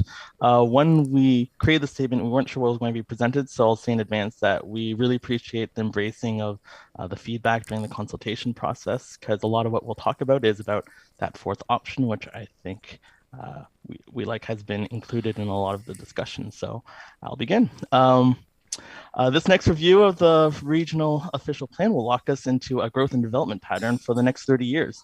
The next 30 years are critical with respect to climate change and its impacts, for which we need to account as we consider future trends for food production, housing, and water security, the very basic needs for humans. Additionally, we need also to consider the declining biodiversity in this province and in this region, where there's been a lot of good effort put into the conservation. There's been a lot of work being put into the three options that were put forward, and I myself have been part of that consultation process. However, we believe there is a fourth option that could be strongly considered that would prevent the loss of farmland and allowed use of existing infrastructure to include more housing and community buildings within the urban boundaries. And that's to continue current trends with straightforward intensification rates that is consistent with current growth and that continues the smart growth leadership of the region of Waterloo with no urban boundary expansion changes to the countryside line or farmland loss. Plainly, no expansion, more intensification than the proposed option 3 during the consultation phase. There's a lot of advantages from this option, including the advantage of flexibility. With this option, there'll be no land conversion locked into place, but there'll be room to allow for land conversion if it is needed in the future. There are 4 other main advantages that we'd like to highlight. 1, the protection of farmland. Given the alarming rate of farmland loss and the rise in food prices, it's that we protect farmland from changes in land use and in fact add protections to ensure the soil quality remains healthy and the water drinkable. Agriculture adds tens of billions to our provincial economy with hundreds of thousands and sets us up for more secure food security. Intentional protection of farmlands and helping farmers succeed helps us all. And number 2, to encourage innovative development within urban boundaries. That includes more affordable accessory apartments added to existing homes, such as basement suites or granny flats, laneway homes, duplex conversions. There's a lot of options.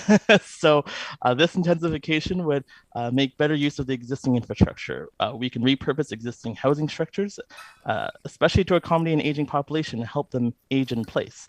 A fourth option would encourage a variety of new housing units, which would encourage infill and build more missing middle housing. Third, better, more easily achieved growth patterns. With current intensification rates for the past 10 years averaging at around 59.5%, and for the past 5 years averaging around 64% intensification, a 65% intensification target is still on par with the current growth efforts of the region. And option 4 focuses on intensification that considers the entire region, encouraging smart growth and development in every neighborhood and community, which again also makes better use of infrastructure and is a perfect way to plan for the 15-minute communities that has become a lot of our goals. And fourth, reducing the operating burden for the region. Any expanded urban boundary will need to be maintained by our region and municipalities forever. Roads, water mains, sewage, they would all need to be constantly upkept and replaced, which is a huge financial burden. Instead of having current urban boundaries frozen, instead we can have current urban boundaries frozen, and with current continued intensification trends, we can leverage existing infrastructure to be more sustainable. Oh, sorry. Population growth will provide a sustainable tax base to maintain and replace our regional and municipal services in this option 4 scenario. I hope the council will continue the legacy of forward-thinking planning and innovative leadership for the region of Waterloo that we're renowned for, and to make a clear statement that regional council is serious not only about responding to climate change, but also is willing to take a leading role in doing so. So thank you for your time and listening to our thoughts and taking them into your consideration. Okay, thanks very much, Wayne. I see no questions, so we'll carry on then to our next delegation. That's Gail Schenk.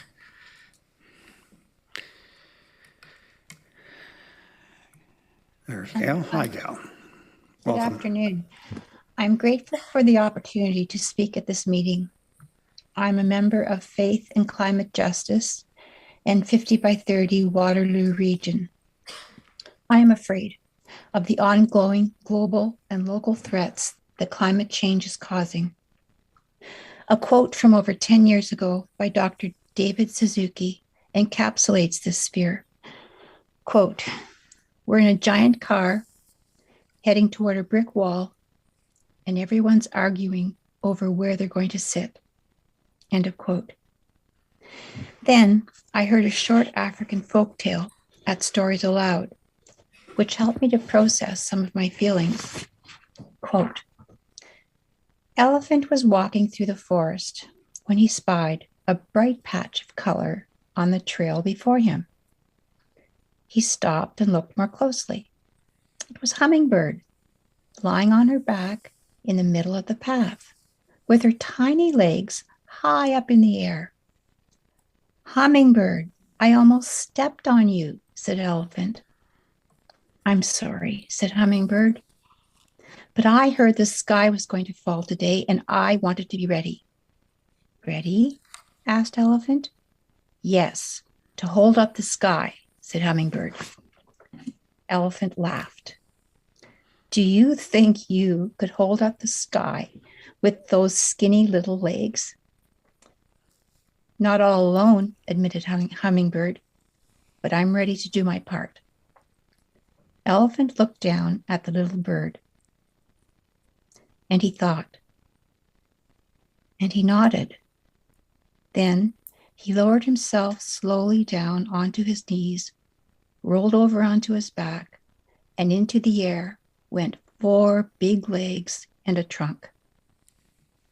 This is a tale from China entitled Holding Up the Sky. I retold it from Margaret Reed MacDonald's Peace Tales, World Folk Tales to Talk About, with copyright 2016 by Naomi Baltuck. I am very proud of the leadership that Waterloo Region showed in 2019, declaring a climate emergency. Now, in 2022, Waterloo Region is completing the region's official plan. I was relieved when I learned that the contents for the ROP from municipal staff continue to show insightful leadership, using progressive concepts to meet our future needs. Thank you.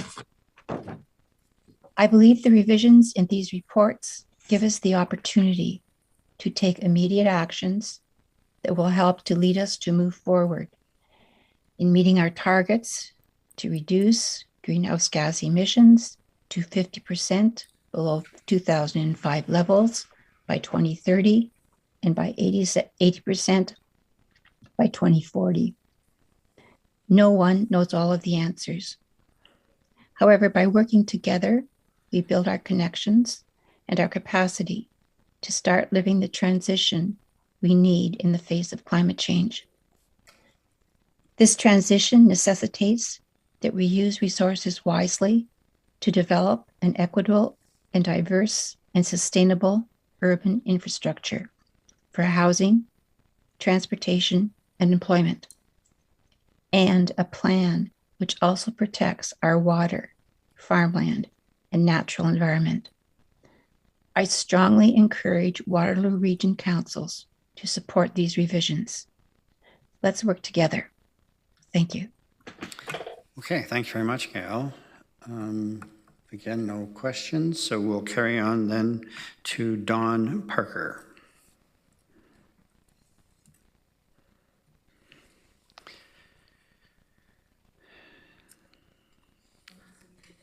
Is Dawn with us?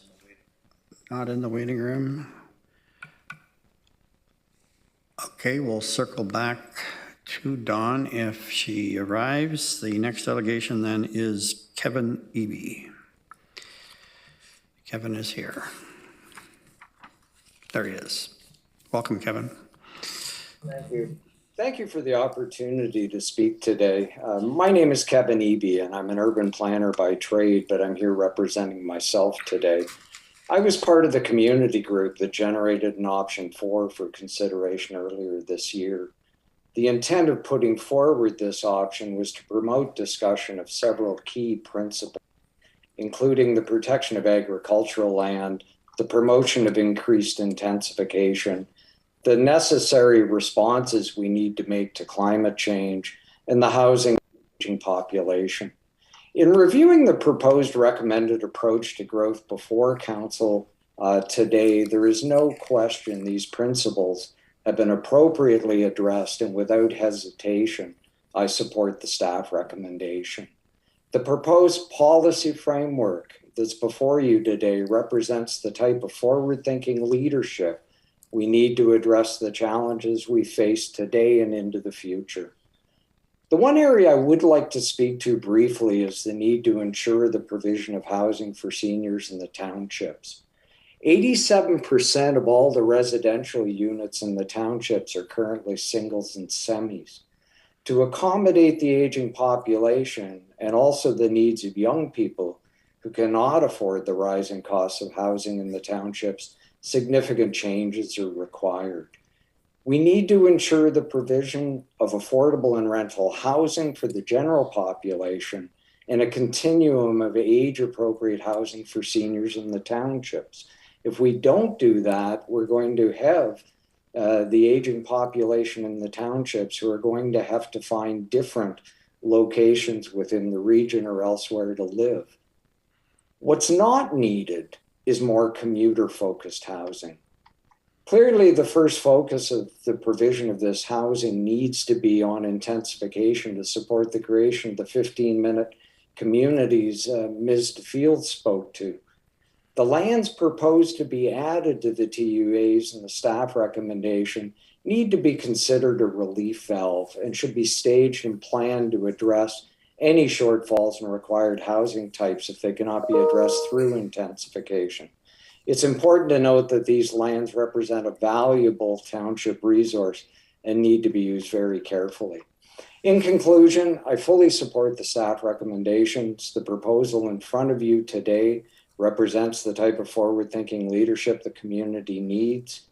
While the proposal may need some tweaking through the upcoming consultation processes, given no decisions are being made today, the staff recommendation certainly represents a viable and appropriate pathway forward for future consultation. I'd like to take the opportunity to thank Mr. Regier, Ms. Fields, Ms. McKinnon, and the rest of the regional staff and the consulting team for their efforts in this process. Likewise, thanks are due to the local staff who work diligently to ensure the local issues are appropriately addressed. And finally, I'd like to thank the local and regional politicians for listening to and considering the issues we raised. It's very appreciated. Thank you. Okay, thanks. Thanks, Kevin. No questions. So the next delegation is Barbara Schumacher. Barbara. Thank you very much. Thank you for the opportunity to speak on behalf of 50 by 30 WR. We value the strong recognition of climate change in the ROP recommendation. I will highlight 4 key messages from your report: impact of the land use options on GHG emissions dated May 5th, 2022. First quote, land use policy is the most cost-effective action a municipality can take, as it can enable GHG emissions reductions without requiring a direct investment by the municipality or society. Second quote, energy efficiency gained by density reduces greenhouse gas emissions while also increasing the affordability and equity of housing within the region. Third quote, from the perspective of the climate emergency, maximizing density in future land use options reduces GHG emissions, reduces the cost of and challenge of decarbonizing the region, and keeps future low or zero carbon emissions options on the table. Any incremental new emissions from new development will limit the community's ability to achieve its emissions reductions targets. And fourth quote, as climate change becomes more urgent, GHG emissions stored in the soil and trees will become more valuable. This week marks the 1-year anniversary of the first mass loss of life event due to climate breakdown in Canada. A heat dome settled over BC between June 25th and July 7th, 2021. Reading from the Lethbridge Herald News on June 24th this year, Denise O'Connor stands on the sidewalk outside her home of 32 years. Only the home is gone, and so is most of her village, and she doesn't live there anymore. I had a wooden picket fence here, she says, gesturing at nothing. And right here was a step down, she adds, advancing onto a single concrete step leading to a pile of rubble. O'Connor's house burned down when a wildfire roared through the village of Lytton in the British Columbia interior on June 30th, 2021, destroying everything in its path and killing 2 people. The fire represented a dramatic climax to the heat dome weather event that a BC Coroner Service report says killed 619 people in the province that week. For 3 consecutive days, Lytton set a new national temperature record, topping out at 49.6 Celsius. The wildfire erupted the next day, and Lytton's faith became known worldwide, held up as a canary in the coal mine of climate change. Waterloo region may not yet be in the headlines because of climate extremes, but let us not be complacent. Researchers predict more extreme temperatures, winds, and risks of flood and drought for our region. Last August, the UN issued a code red for humanity, and early this year, the panel of scientists from around the world said the window to stop global warming was exceeding 1.5 Celsius was closing. Preservation of the region's farmland and natural landscapes becomes more important for climate mitigation and adaptation. The climate lens that the region consultants and staff have placed on this draft ROP is essential. Thank you for responding to the public appeals for leadership on the climate. So your land decisions, regional councillors, is the first step toward the potential for significant GHG emission reductions in the 8 years remaining until 2030. Will your decision about the land, what we will preserve and what we will pave, where and how we will grow, guide us towards a safe, just climate future? We encourage regional councillors to approve this draft regional official plan because the sustainable smart growth trajectory outlined in the report continues a tradition which is a solid foundation for growth in the years ahead in Waterloo region. Thank you. Okay, thanks very much, Barbara. Okay, the next, seeing no questions, the next delegation is Kae Elgie. Yes, I'm trying to share my screen, but I'm not sure that I'm being effective. Oh yeah, here I go. All right, there we go. Yeah. All right. Thank you very much for the opportunity to appear today. And now I just have to figure out how to move it down. My main purpose today is to thank you, especially thank staff for listening so carefully to public input, and then for distilling the results and taking the next steps to come with a revised proposal that meets provincial requirements, minimizes the amount of farmland that will be lost, although of course I'd be happy if there was none at all. And most importantly, it will give all the lower tier municipalities a chance to make good on their promise to reduce greenhouse gas emissions by 50% by 2030. And thanks to staff for meeting with provincial staff and ensuring that your creative approach is supported by them, because that's going to be really important. And I want to also thank the municipal staff and councils, which came up with strong messages to preserve the countryside line and minimize the loss of farmland. I'm really proud of my own city of Waterloo, which asks the region to plan for a greater amount of population growth within the built-up area of the city. Even though our city has comparatively little greenfield land left to develop, Waterloo wasn't out there asking for its fair share, whatever that means, of farmland it can pave over. Instead, our councillors recognize the need to live with a relatively small greenfield area for the greater good of us all. And thank you, staff, for listening for the many requests for more public consultations and adding more information sessions. So thank you very much. As I'm happy, of course, to see that there's an intensification first process, and even happier to see that emphasis on retrofitting existing neighborhoods, just as Michael Brisson talked about in the 2016 James Walk. He did in Waterloo's Uptown North neighborhood, which is pictured here. And the need for 15-minute neighborhoods really hit me this spring when I was doing literature drops during the provincial election. And by the way, if you're ever running for election and you want literature dropped off at houses, let me know. It's my absolute favorite thing to do. I just love being sent to new neighborhoods and discovering what they're like and how they work or don't work. Now, one of the neighborhoods I was sent to this year was Vista Hills in West Waterloo. And I just loved it. It was such a beautiful place to live. It's by woods and lots of wonderful walking trails and great playgrounds that were well used by younger kids. I really loved being there and seeing it until I got hot and hungry. There was absolutely no place to buy a cold drink or a snack. I checked Google Maps, and from where I was on this beautiful street near the Wilmot line, it would take me 26 minutes to walk to the nearest store. So it really made me realize why our transportation emissions are so high in Waterloo region. And it got me thinking, what if I was too old or too young to have a driver's license? Now, some other Kitchener neighborhoods I worked in, Victoria Hills, for example, had some small businesses like nail or hair salons in part of their houses, but still no place to buy a snack. So bring back the corner store. That's what I say.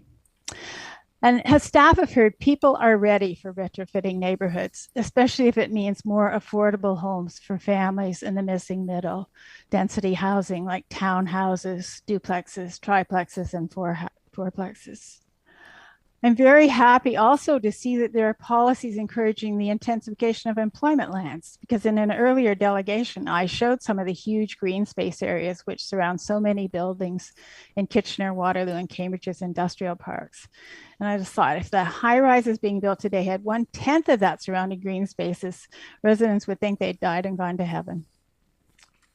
Compact transit supported communities are definitely the way we need to develop.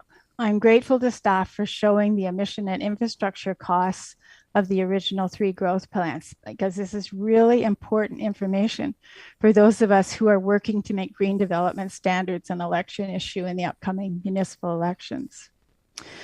So please, regional councillors, please recognize staff's careful, hard, and creative work, and please endorse in principle their recommendation. Okay, thanks very much, Kae.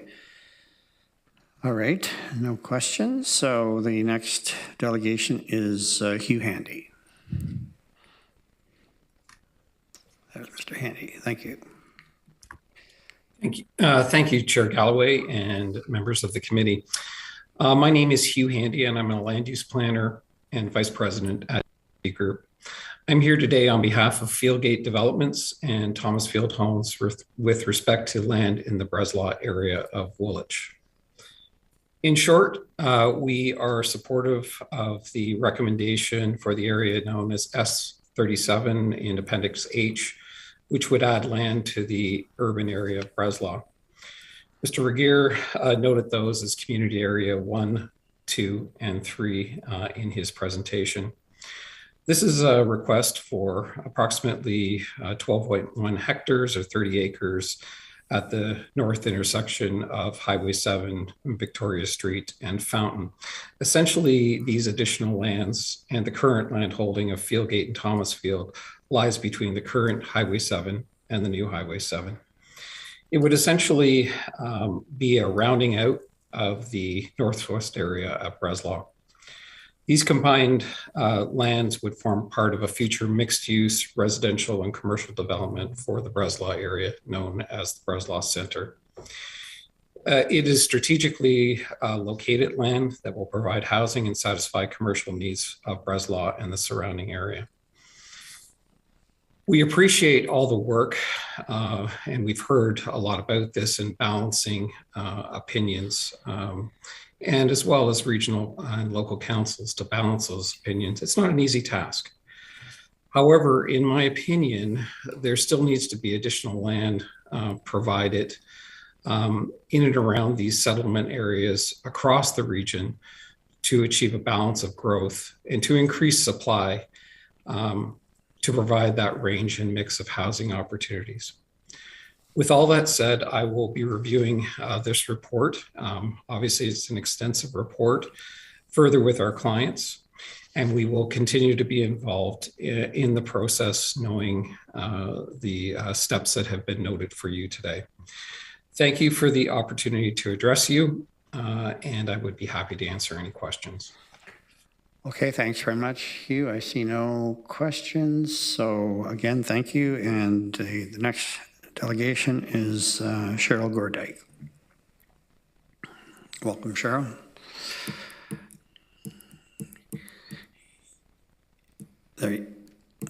Cheryl was here at the beginning of the meeting.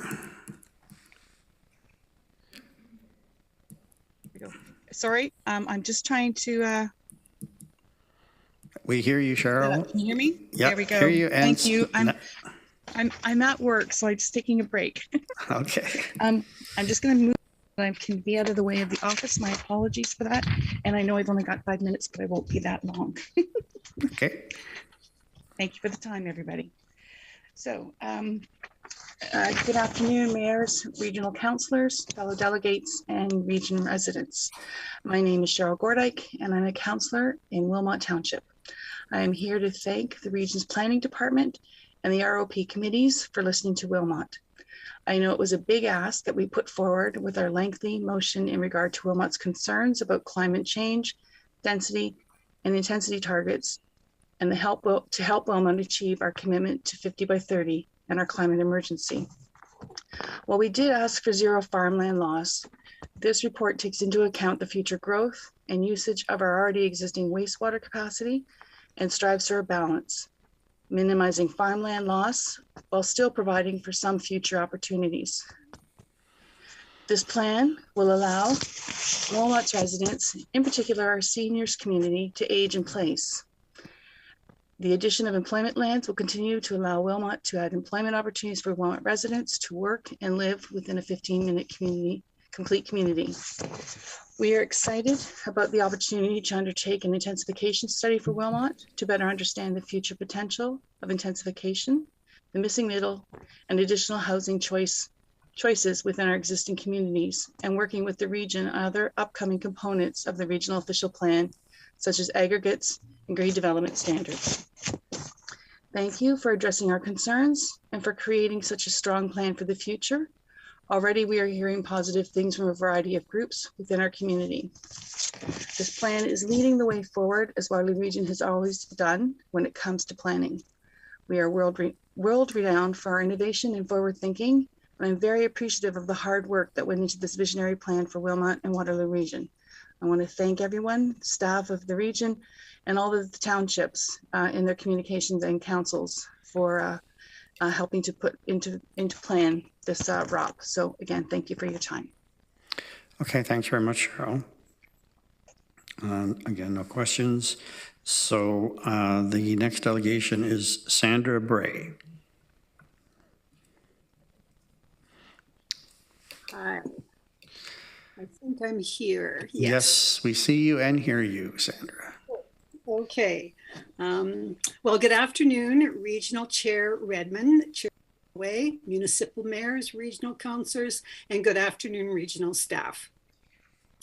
I come to you as an Elmira resident, as well as the co-founder of and a board member of the 33-year-old APT environment, Assuring Protection for Tomorrow's Environment.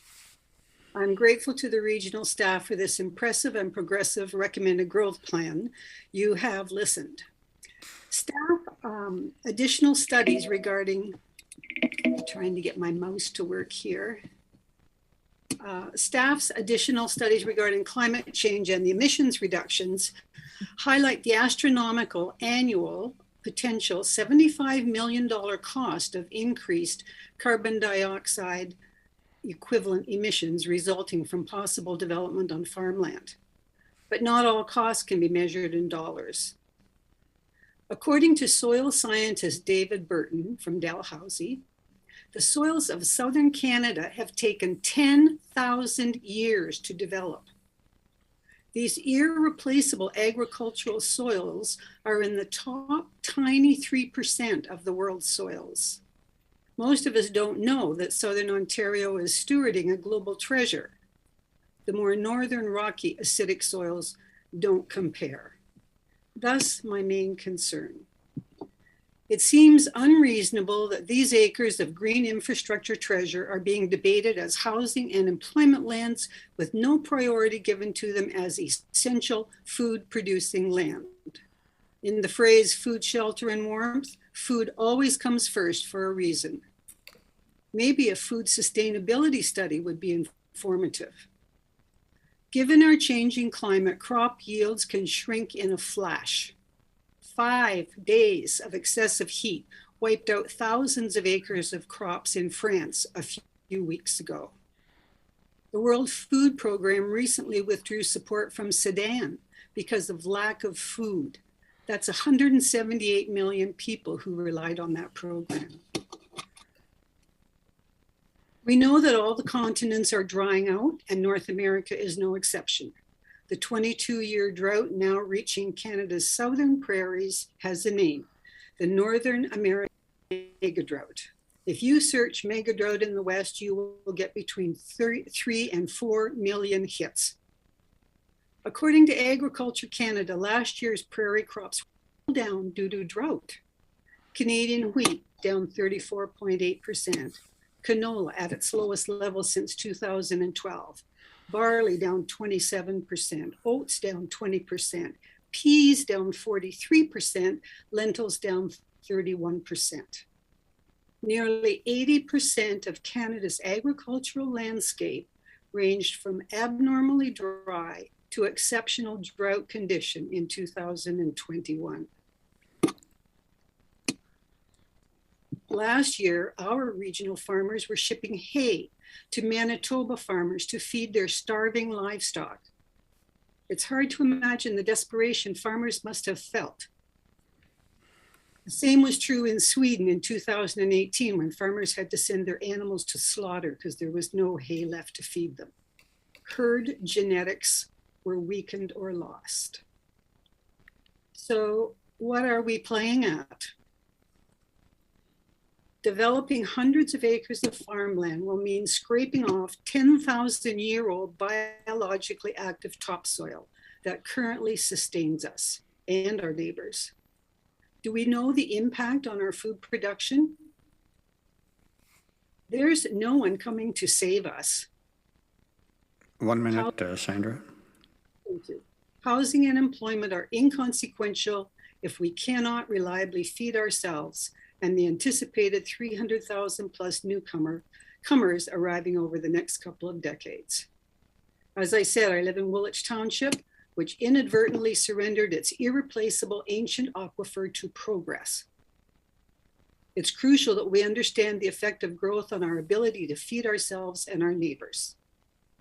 Now we, the trend-setting region of Waterloo, should act with a determined intention to preserve the extraordinary world-class, 100,000-year-old, food-producing agricultural soil which sustains us.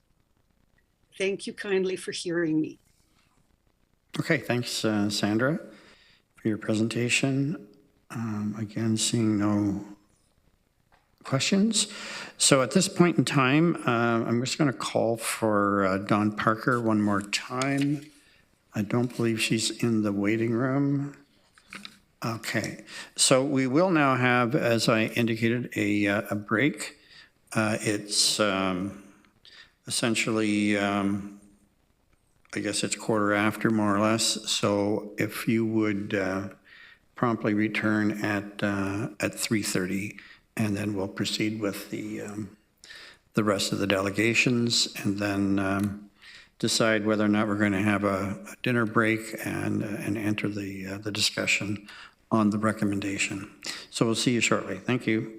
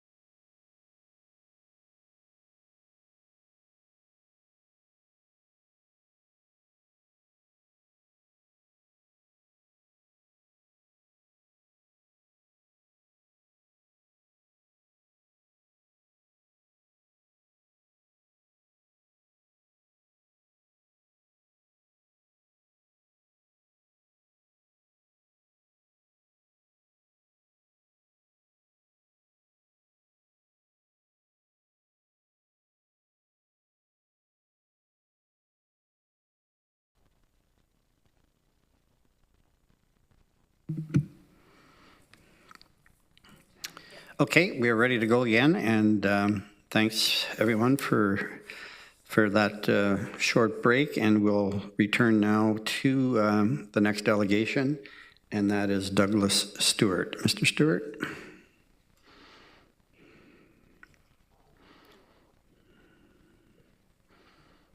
There he is. Welcome. Thank you very much.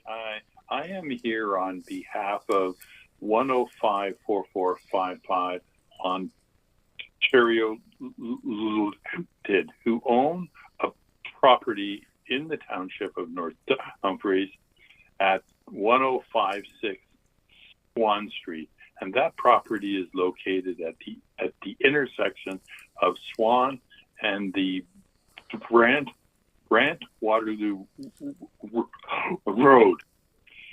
We, on their behalf, have participated in the regional plan review and will continue to.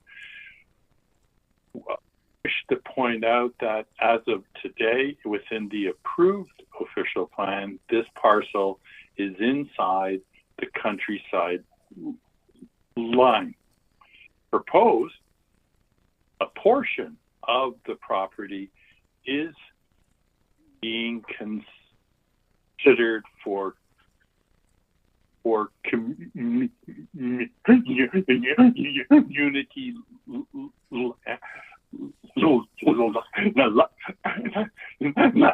lands, and that is approximately 19 hectares.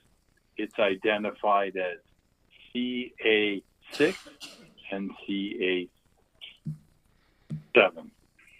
We support the recommendation to include the 19 hectares. We must admit, though, we were surprised in the report that a portion that was being allocated to the township is being placed in lands inside North Dumfries between the Cambridge boundary and the south boundary street. That surprised us.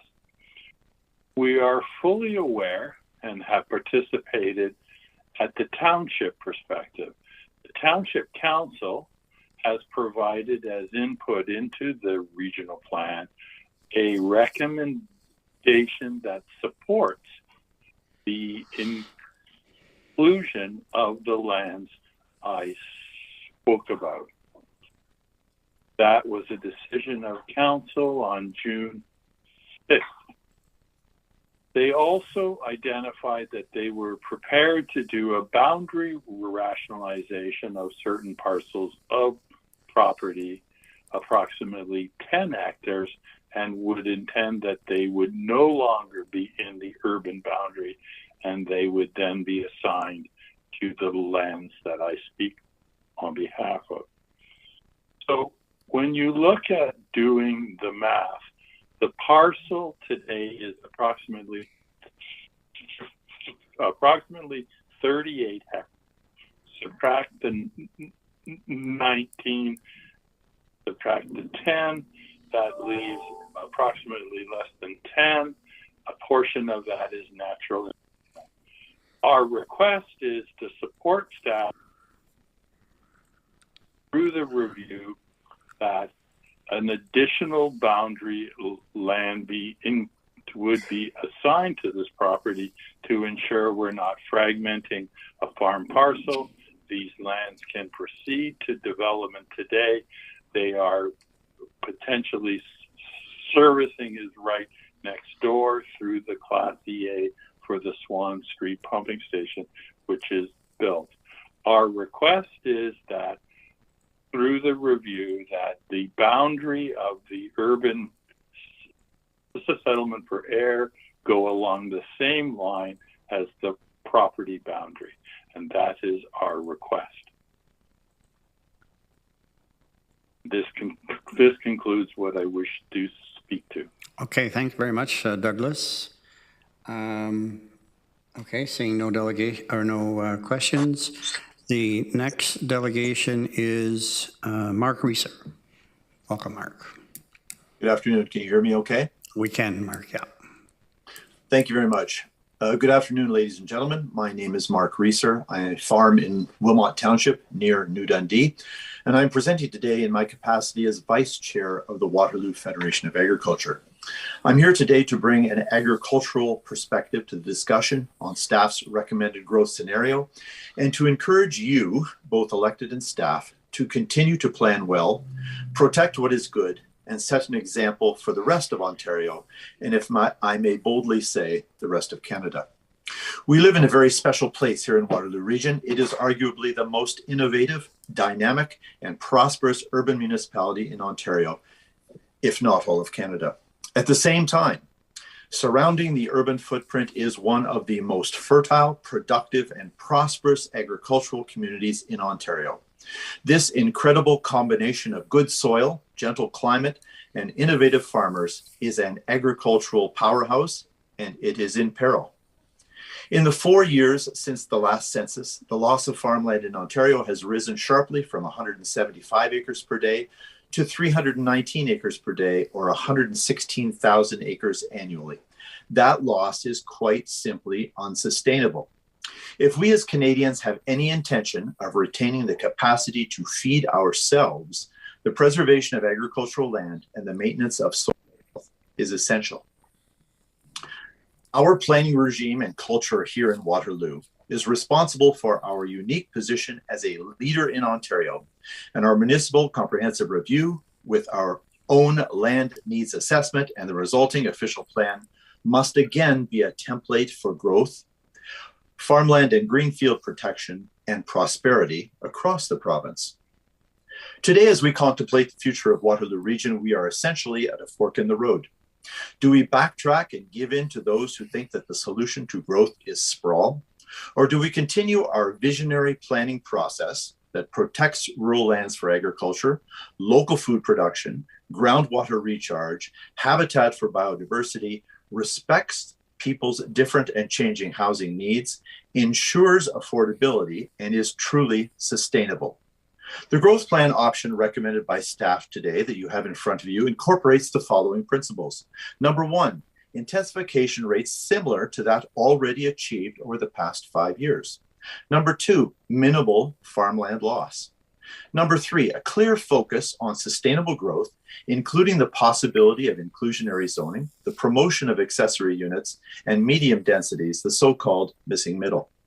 Number four, effective measures to ensure the incorporation of gentle intensification in our township communities. Number five, a renewed focus on building affordable, complete, walkable communities that include all of the amenities, including public transportation. And number six, increased intensification rates in our employment lands. This plan, proposed by staff, recognizes and accommodates the need to provide a choice in housing type in the context of livable, complete communities.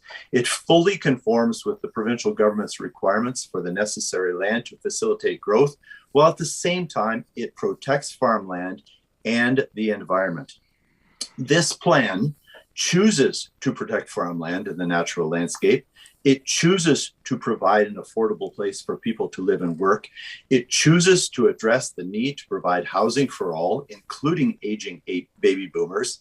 It respects the implications of our changing climate, and it provides a practical, attainable, flexible, and affordable alternative to sprawl. Don't be seduced, intimidated, or coerced by those who say that we have no choice but to 1 minute, endorse Mark. sprawl. 1 minute. Thank you. Or those who try to promote sprawl by renaming it.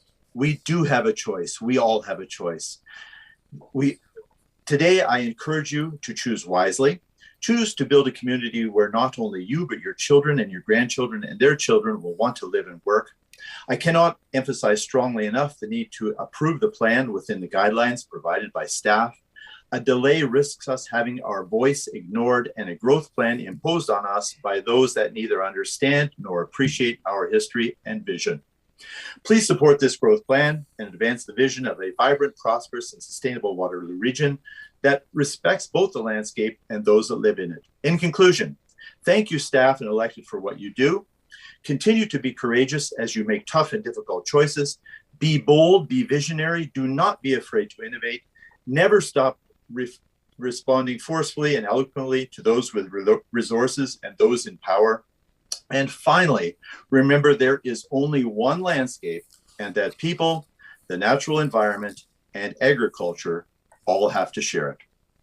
Thank you. Okay, thanks, Mark. Do have a question, Councillor Foxton. Hello, Mark. It's nice to see you again.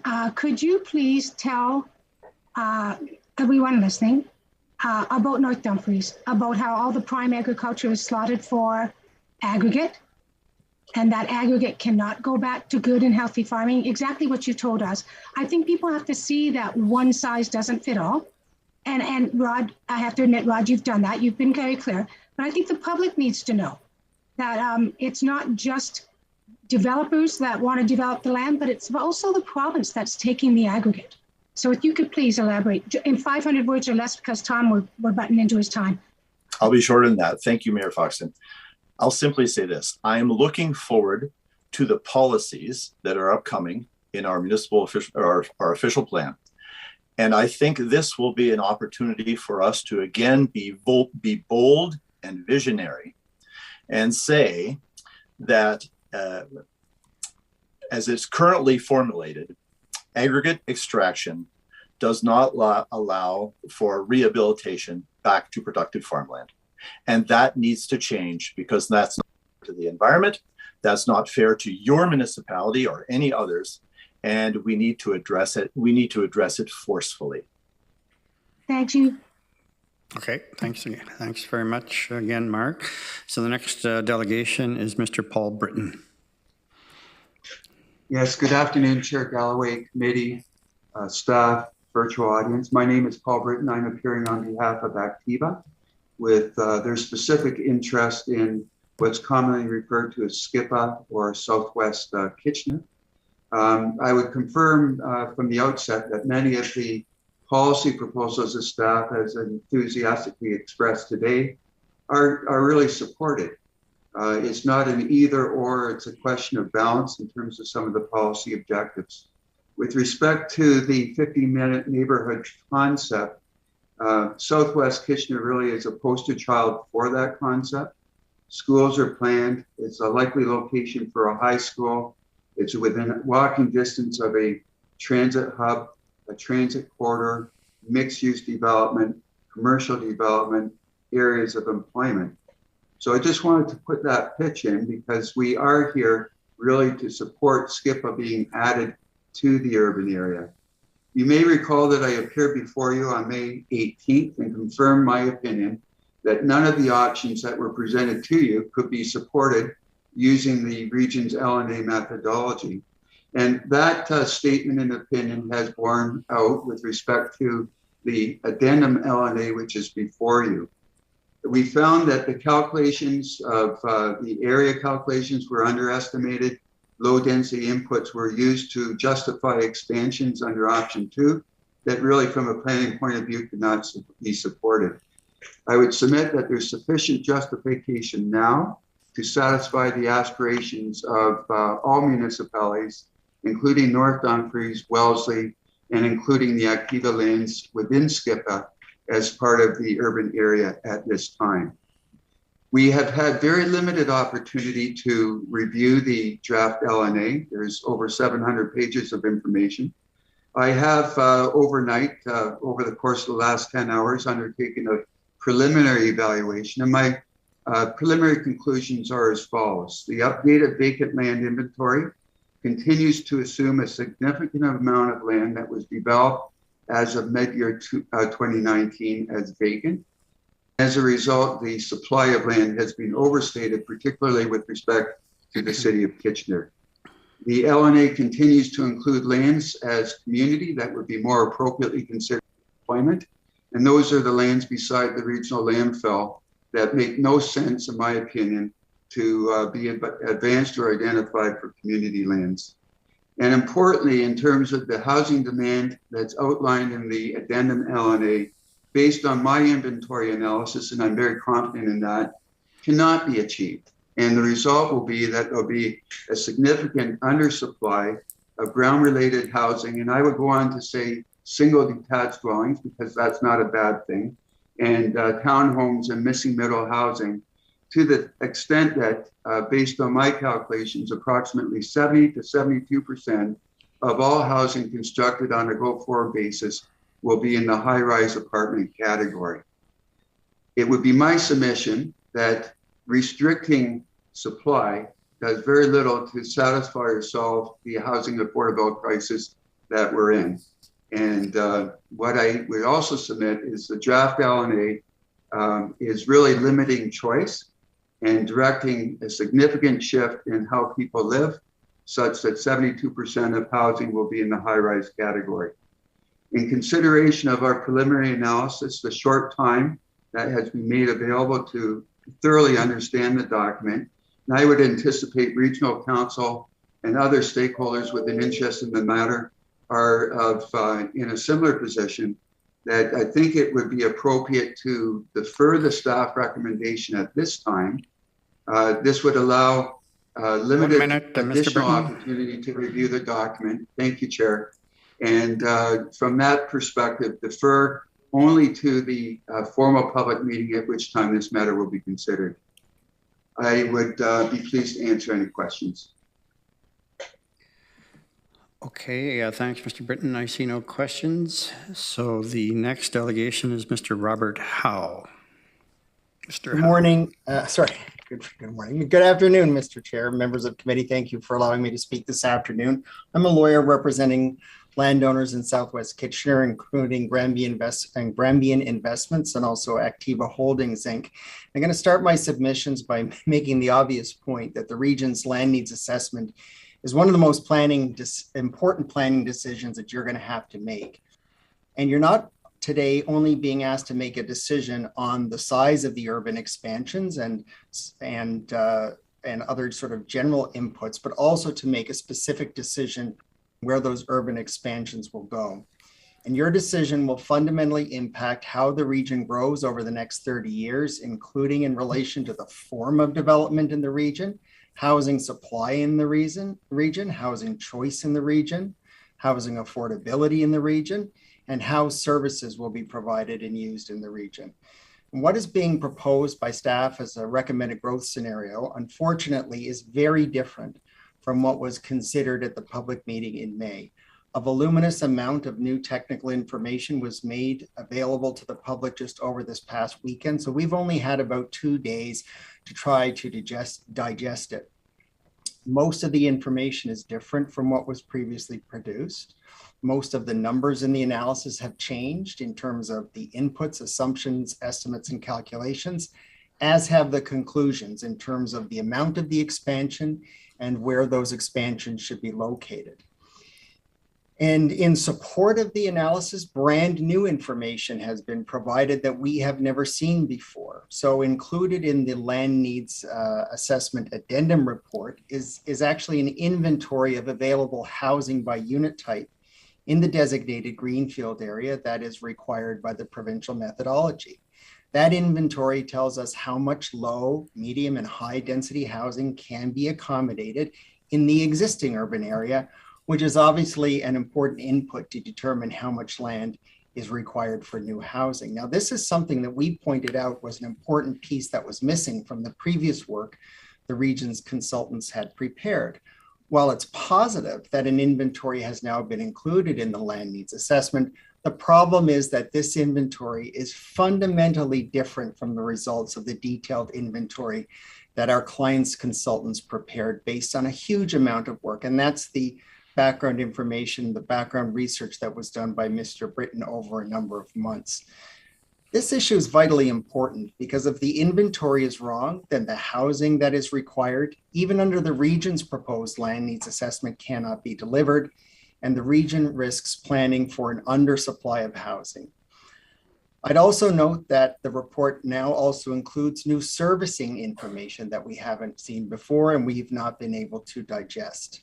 We've simply not been given enough time to review and absorb all of the material that's been provided. Stakeholders have devoted a tremendous amount of time and resources to understand the regional land needs assessment and provide meaningful input. And we should be given a reasonable opportunity to review and understand this new analysis, and it should not be rushed through. I'd also note that the staff recommendations continue to recommend expansions in the townships in preference to the cities, but they now are being justified through a new concept of a 15-minute neighborhood. Now, we hadn't heard that justification before. I mean, I have to admit, it's hard to see how adding 20 or 30 hectare parcels to the urban area here and there in the townships will transform them, will transform the areas into 15-minute neighborhoods. I think it's also hard to see how expansions in the right areas in the cities, and specifically in Kitchener, couldn't equally benefit in terms of the creation of 15-minute neighborhoods.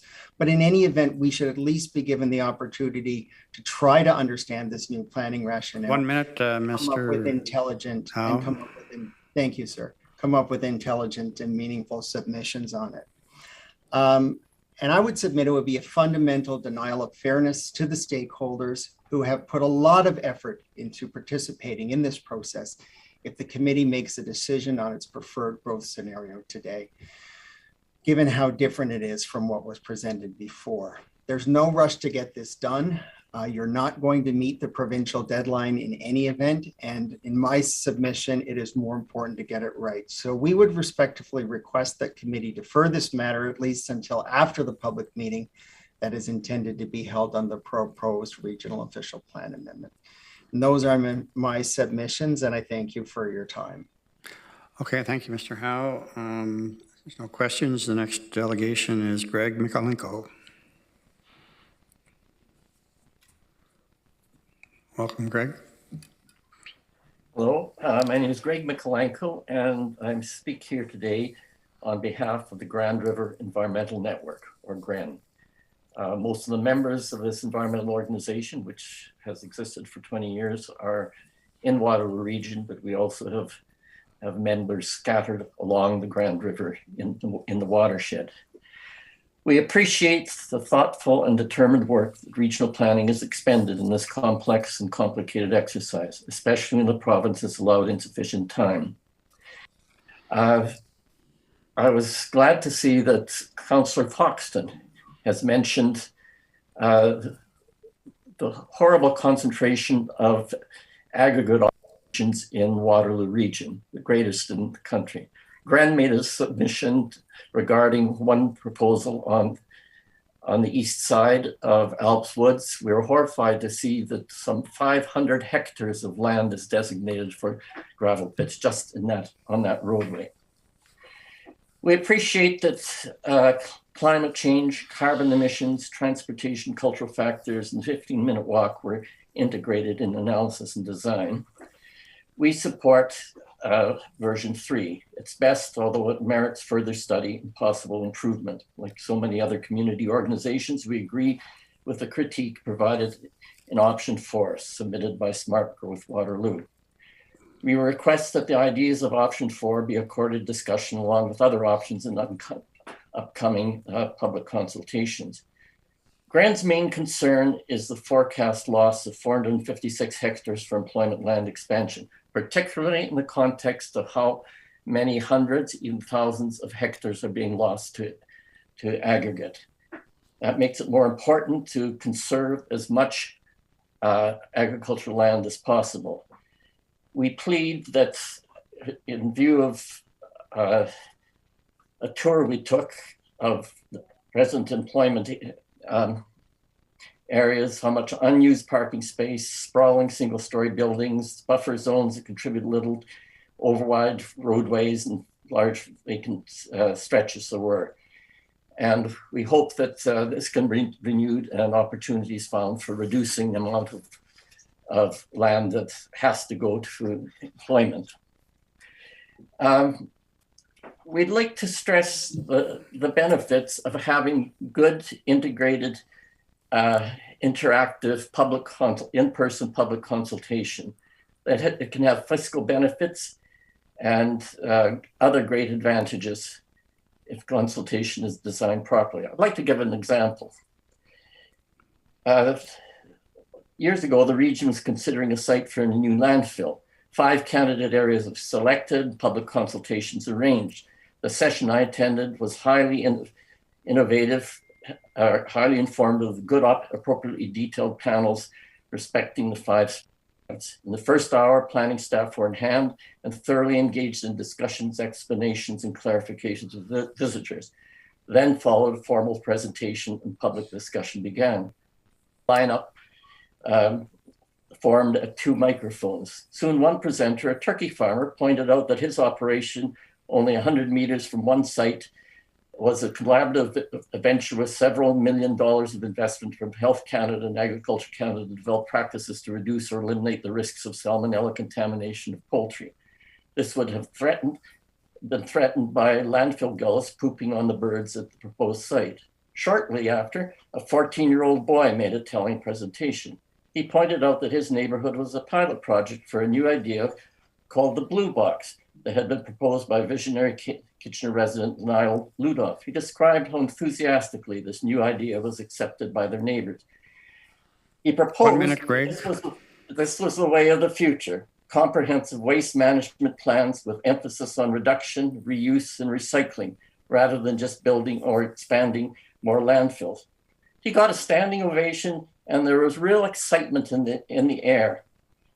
Instantly, discussion was refocused. A few days later, the region withdrew the landfill plan and announced that a study of integrated waste management was underway. I believe that other insightful proposals may come from good in-person public consultation.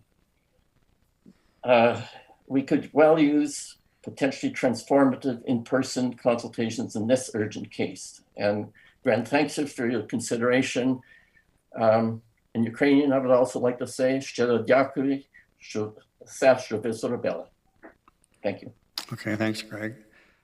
No questions. The next delegation is Ian McLean. I suspect Ian's not in the room at the moment. He informed us there was a period of time he would not be available, and we can circle back.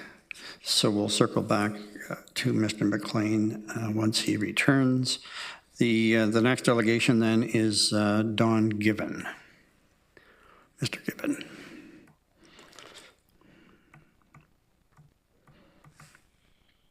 Mr. Chairman, members of the council and staff, thank you for having me. I will be fairly brief. You've heard from Mr. Britton, Mr. Howe, and I've previously spoken to you on behalf of the Schlegel Group of companies.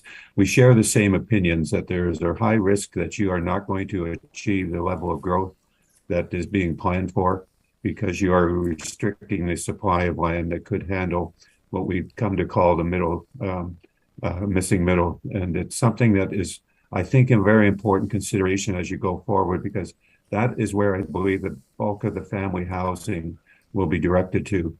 Apartments are not providing family housing, and the level of intensification that you're talking about, I think, is going to be taken up, if it is taken up, by those who are not in the family condition. I would like to speak to you about one other matter, though. On page 339 of your report, you have a map that shows my client's lands down in the Skippa area as being within the regional recharge area. Mr. Matthew Corion, who is a partner at the company, has a map or a letter that we would like to show you if he can put it up. This is a letter that was received by my client May the 4th. It was sent out from the region, confirming that the lands are not within the regional recharge area.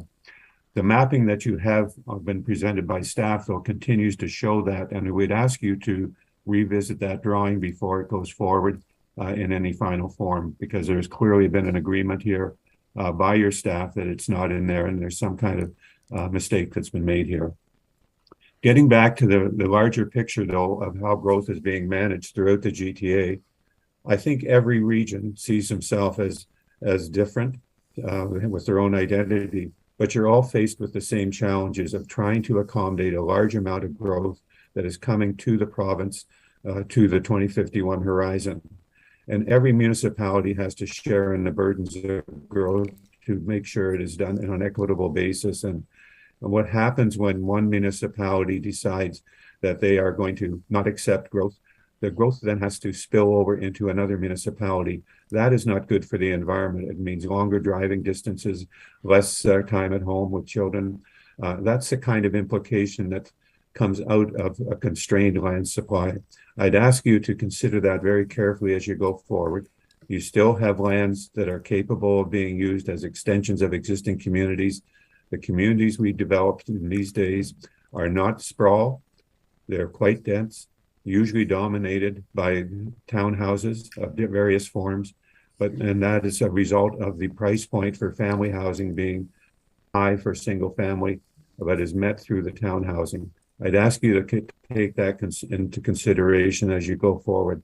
A balanced approach to supply of housing, I think, fair way to go. Match, if you get to the higher density, that's welcome, but don't set the target so high that it takes away the opportunity for the lower density housing to happen in greenfields. You had a question from one of the councillors at the very beginning that was directed to your planning director is there a market basis that's been considered in coming up with this measure? I think that was a very valid question to have addressed in the time that you have between now and forming up the final version of your official plan. Thank you, Mr. Chairman. I wish you all well in trying to achieve this. It's not an easy exercise you're going through, but you've got a wonderful staff, and I'm just hoping that they'll see their way through to that balance that I've asked you to consider. Okay, thank you, Mr. Given. No questions. So the next delegation is Matthew Corey. Good afternoon, Mr. Chair and members of committee. Thank you for allowing us to speak today. I have a brief presentation I'm going to run through, echoing a lot of the comments I think that we've heard from Mr. Howe, Mr. Britton, from Don, and from Robyn. It's been a hard slog over the last 2 days trying to get through 700 plus pages. I've done my best to give an initial analysis on that relative to the lengthy technical submission that we've made. To summarize, I think we still have some very significant concerns with the regional staff recommended growth scenario. The proposed housing mix represents a significant deviation from market demand, ignoring the market demand to pursue unrealistic levels of intensification, and we do believe that is the case.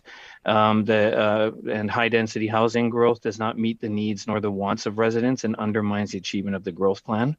The missing middle, and specifically I'm talking about the townhouse components here, is still missing from the regional scenario in a large part.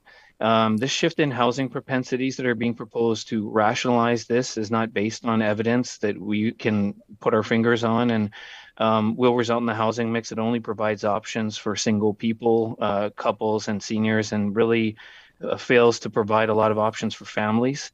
And lastly, we have concerns from that and many other things that the regional scenario has conformity issues with the growth plan and may not be approved by the province. In terms of the housing mix, there's a big shift towards apartments, and we had proposed a different scenario that provides more balanced growth that really emphasizes medium density. This is something we asked for the region to look at and consider as one of the options that it brought forward, especially through the consultation process. And unfortunately, that I don't think has been presented and brought forward.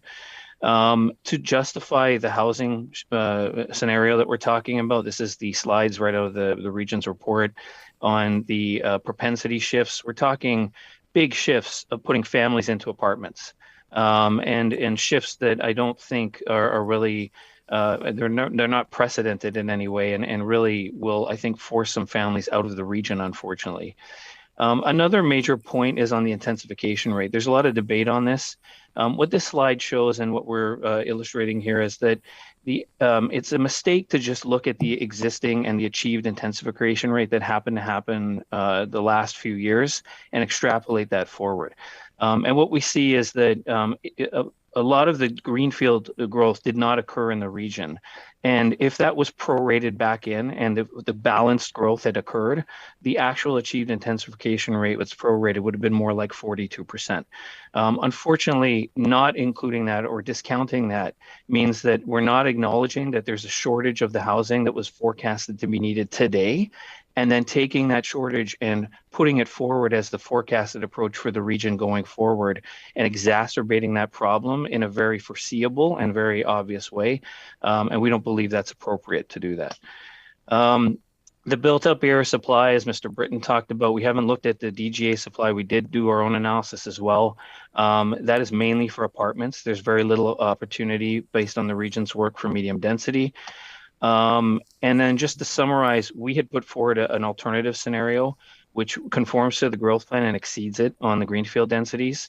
That had 46% of the growth in the region being ultimately being singles, but the growth being 24% only going forward, 44% rows and 32% apartments.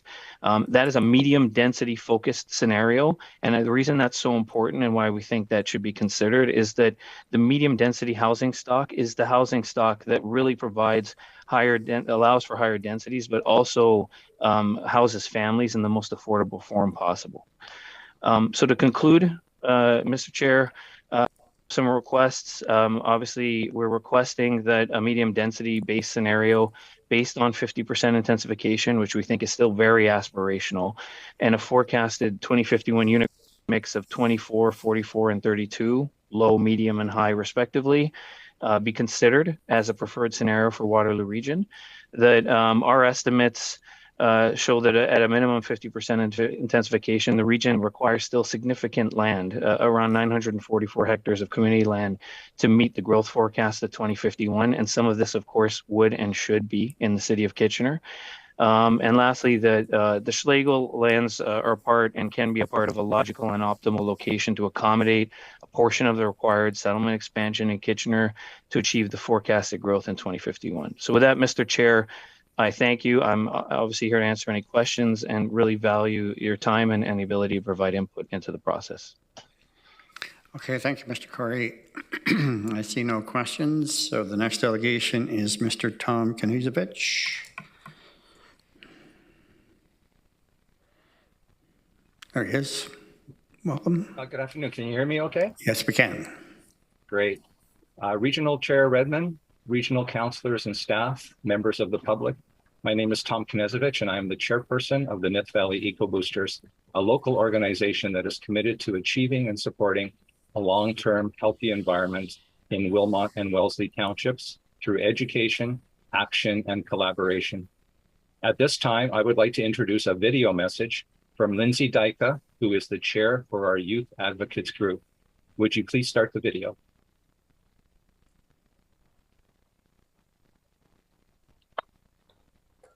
Thanks, Tom. My reason for speaking to you today is to let you know that the Nith Valley Eco Boosters and its Youth Advocates Group strongly support the latest version of the Regional Official Plan draft that was released on June 24th.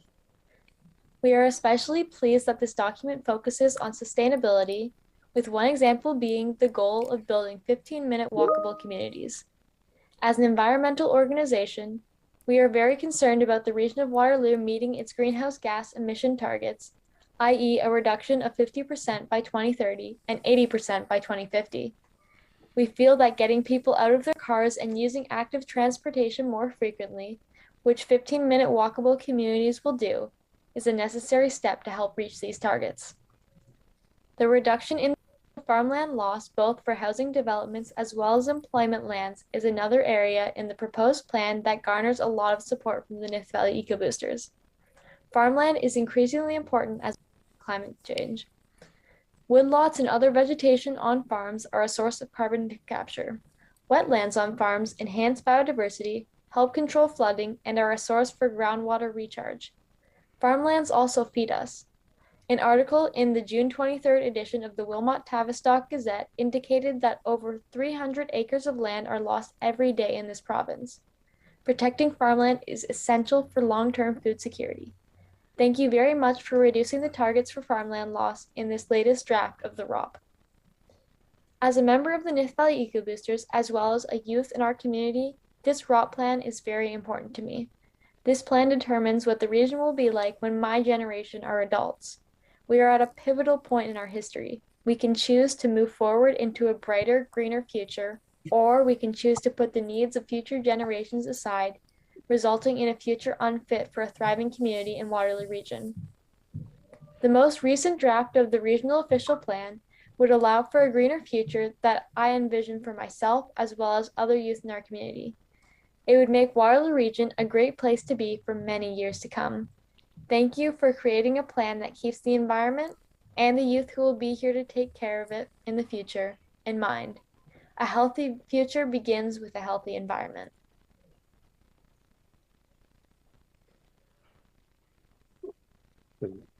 Thanks, Lindsay.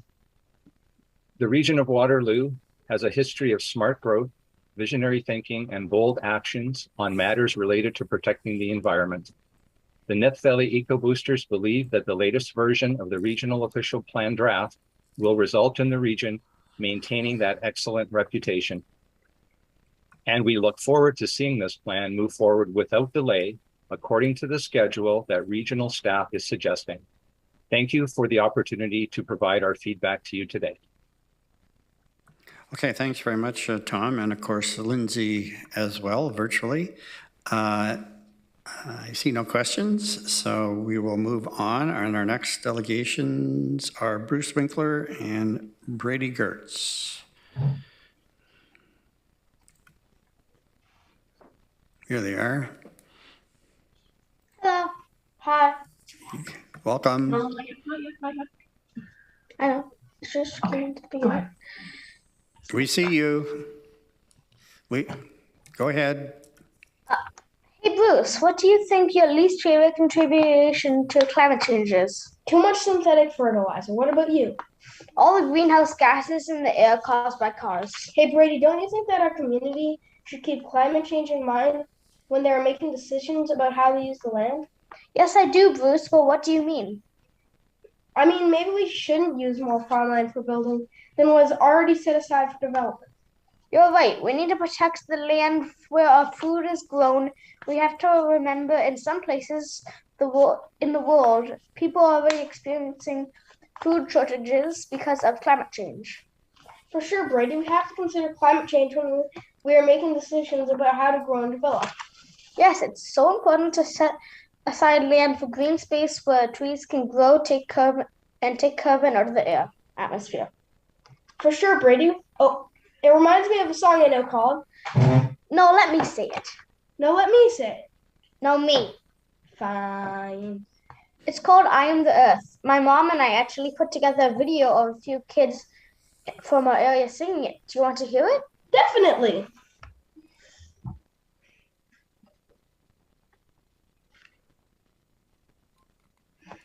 Oh, sorry. Can you guys hear the sound? I'm not sure if I need to share that with sound. No, we can't, Steph. No. Okay.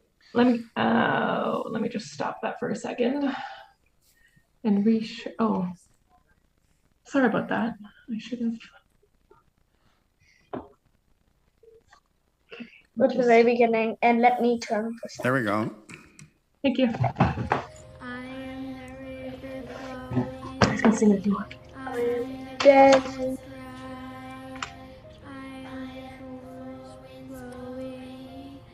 I am sunset sky.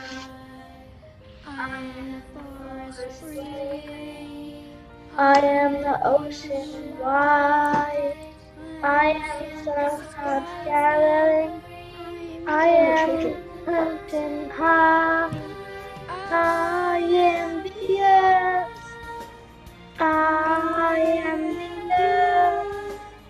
I am the earth. I am the earth.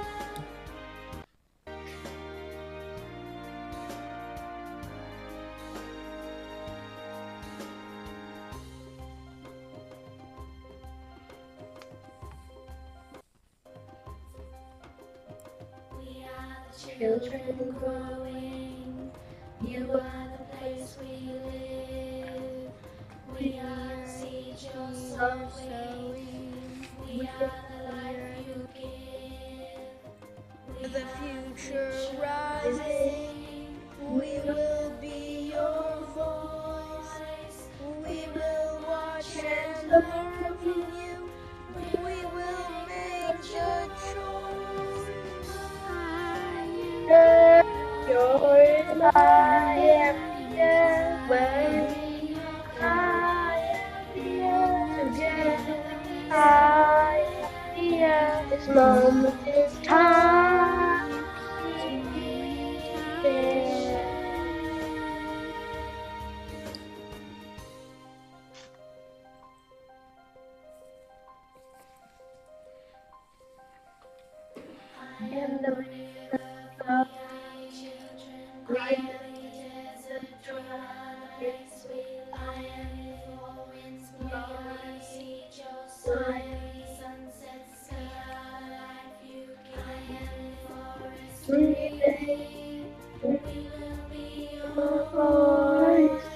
Iron smoke clouds gathering, we will make a choice.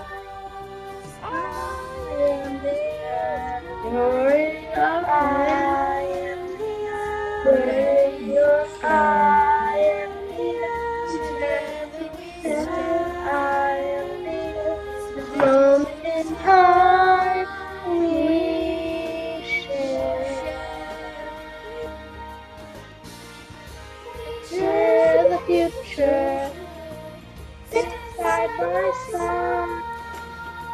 One earth, one people will turn the tide. And in the future, we'll say with pride. One earth, one people, we turn the tide. Side by side, side by side, side by side. I can just finish up. That song really reflects how much I care about the earth and how important it is to me that we do what we can to change this tide of climate change. Me too. It is up to us humans to make that change. Climate change is an issue that is affecting the entire planet. Politicians have been dragging their feet and not taking the meaningful action needed. As we make decisions about how to develop, we have an opportunity in our region to be leaders in taking action against climate change. I hope the people who have the power to make those choices keep our future and the future of Earth in mind. Yes. Thank you. Okay, thanks very much, guys. That was one of the most unique presentations that I've seen, and that was very, very, very well done. And you guys obviously have a future as a duet on stage, so maybe something to aim at. Any questions of our delegations, Brady and Bruce? Seeing none, once again, gentlemen, thank you very much for your great effort, the time that you put into that. So the next delegation is Stephanie. Bye now. The next delegation is Stephanie Gartz.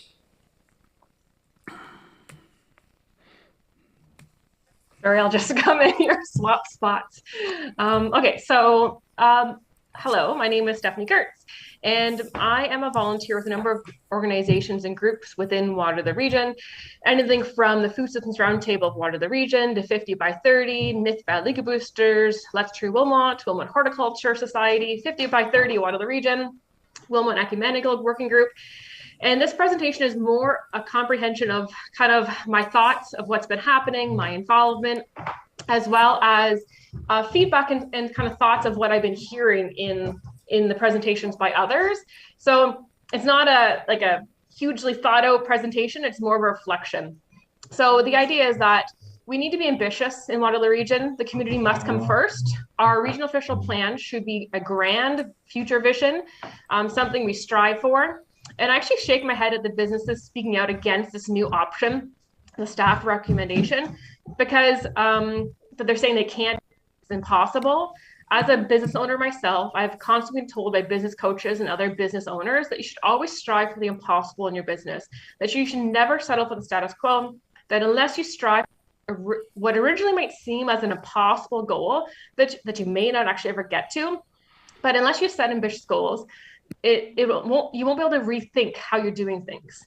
If you're a business that is unwilling to rethink how you're developing your products or services, then other people need to look to other businesses that are adapting and building better.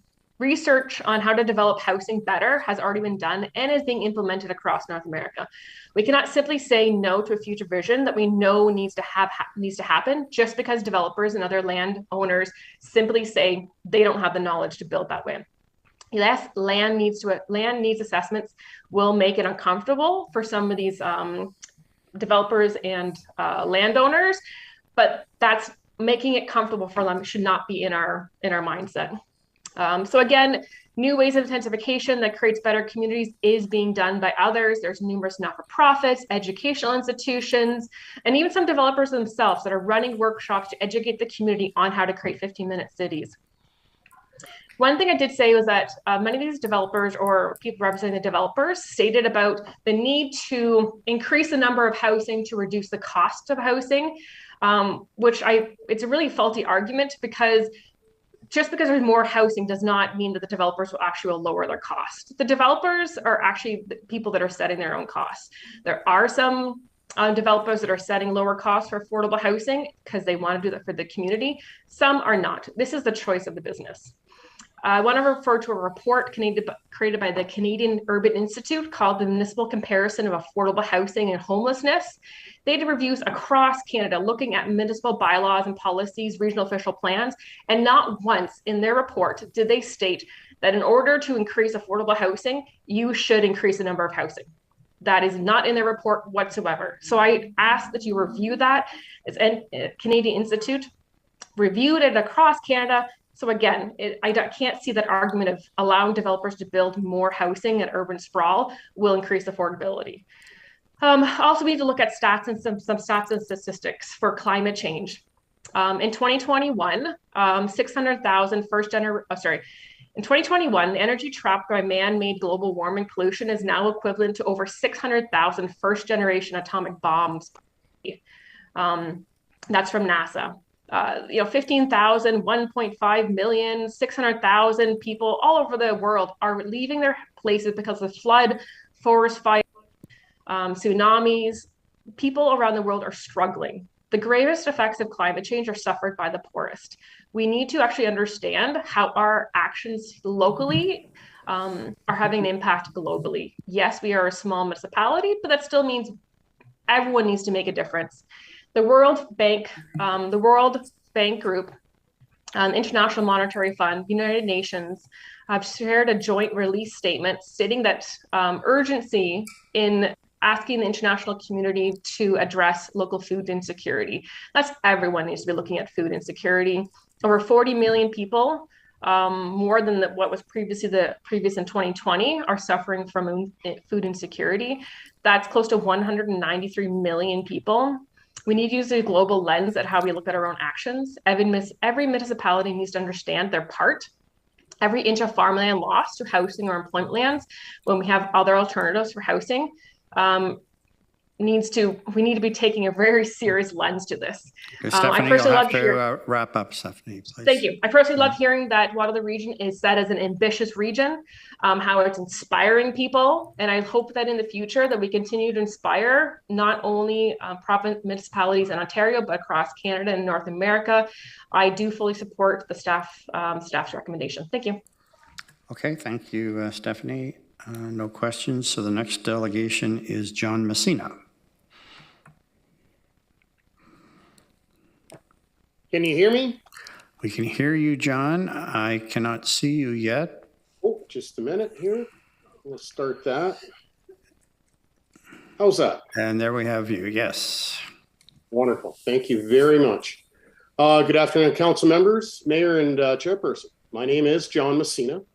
Our property is located at 165 Bloomingdale Road in the township of Woolwich, on the border of the hard line between the township of Woolwich and the city of Kitchener, surrounded by residential subdivision with bus routes, school bus routes, sidewalks.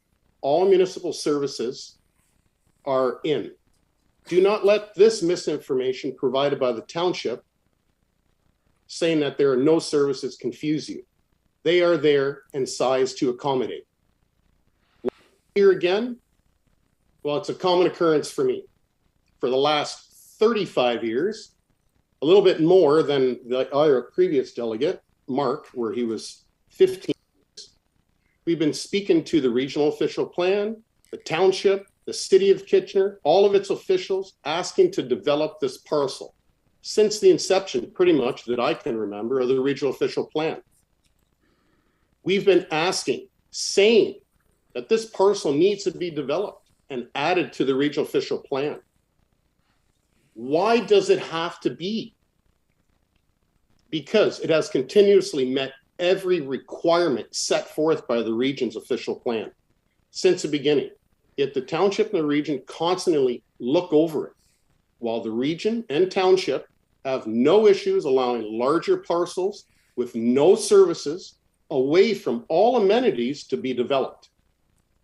Our parcel is 2.5 acres, which could house 12 multi-generational homes to accommodate the mid-range is what we're doing. Possibly triplexes in a scenario with the potential of 10 individuals living on each lot with their own green space, gardens, access to all the amenities and services, again, that are there.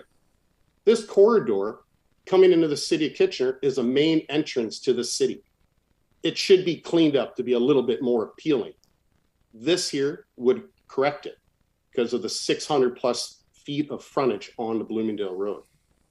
Maybe if the township isn't interested in helping develop this parcel for property tax income for the township yearly, possibly the township can allow the city to annex this parcel so that the city of Kitchener can reap those rewards of potential property income tax yearly on a simple parcel that has constantly met every requirement, again, set forth by the region. These types of parcels are absolutely the types to be completed, small little ones within the areas that are stipulated. Stop allowing big developers to eat up farmlands. Start looking at smaller parcels. Look at this with eyes wide open and with a mind full of logic that seems to be absent now. I'm sure I'm not the only one that feels this way.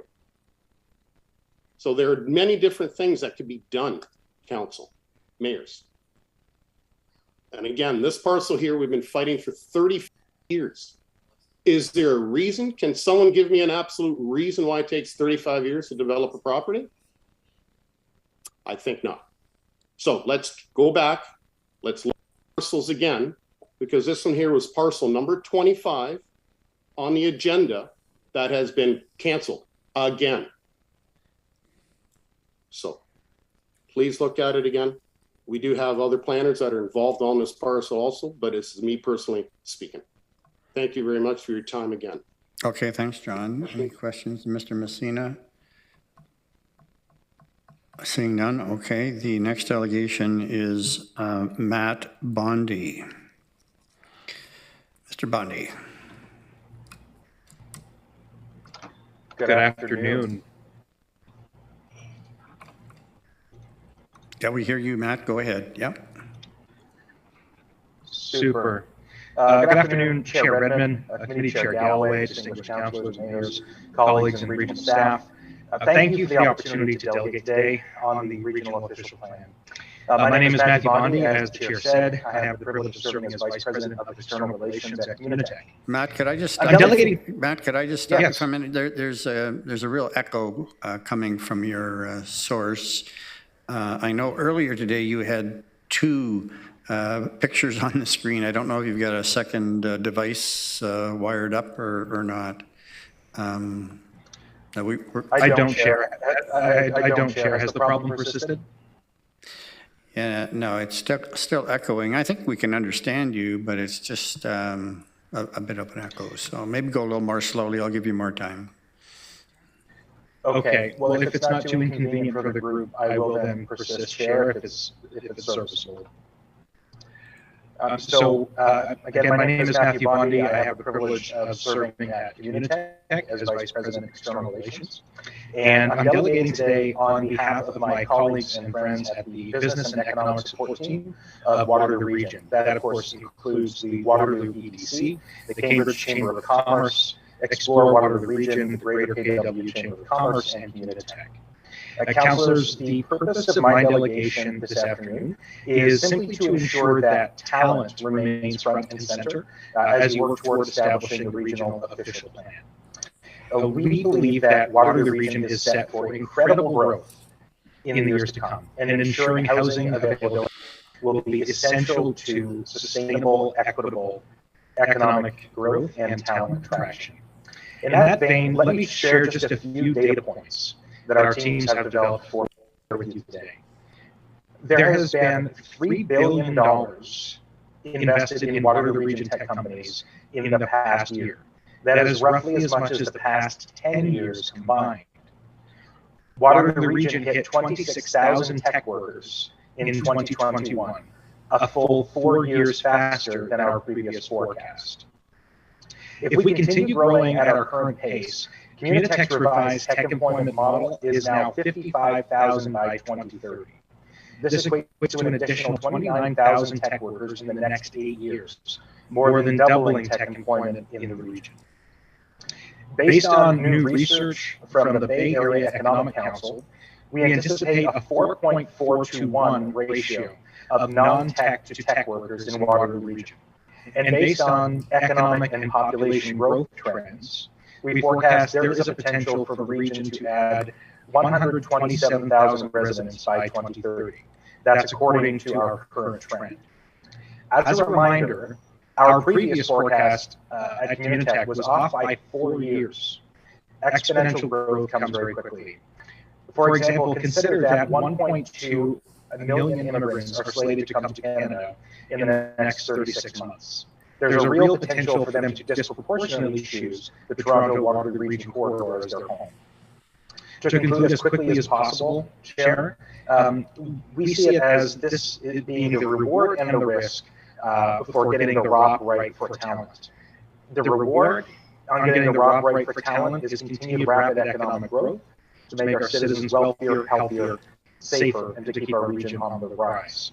The risk of getting the ROP wrong for talent is living with the mistakes that other tech clusters have experienced, from San Francisco to Seattle, where linear planning fell short of exponential growth. And that type of thing fuels social tension, homelessness, and the flight of both capital and talent away from our region. I'll conclude briefly and try not to indulge that extra time, Chair. Communitech and Best Waterloo Region are non-positional on the ROP, to be clear. We are not urban planners. Our respectful request to Regional Council is to simply ensure that good market data on housing needs and preferences are part of the ROP, as is the potential for exponential economic and population growth in the years to come. Thank you, councillors and staff, for all your hard work and for your time this afternoon. Okay, thanks, Matt. We got through that, okay. Any questions, Mr. Bondi?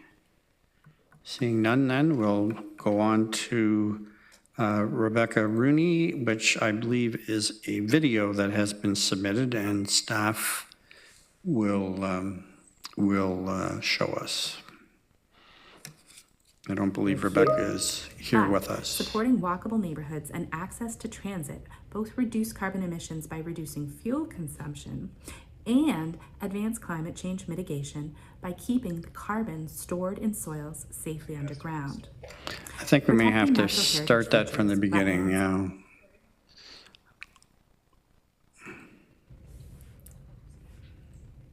Hi, Council. Thank you for allowing me to present via video today. I wish I could have been there in person. My name is Dr. Rebecca Rooney, and I'm a professor in the Department of Biology at the University of Waterloo.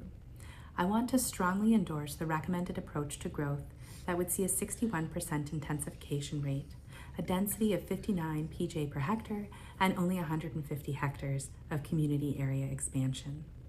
I'm endorsing this growth option as an ecologist who studies urban ecosystems and climate change.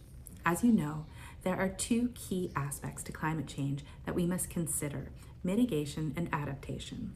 Mitigation is focused on keeping carbon out of the atmosphere. Any mitigation we can achieve helps lessen the effects of climate change and the extent of adaptation we will need to achieve to survive under future climate conditions. From a mitigation perspective, this recommended growth plan is superior in aligning growth along transit lines and nodes to support continued socioeconomic health under a low carbon future. Similarly, the focus on 15-minute walkable neighborhoods will reduce carbon emissions associated with commuting and car dependency.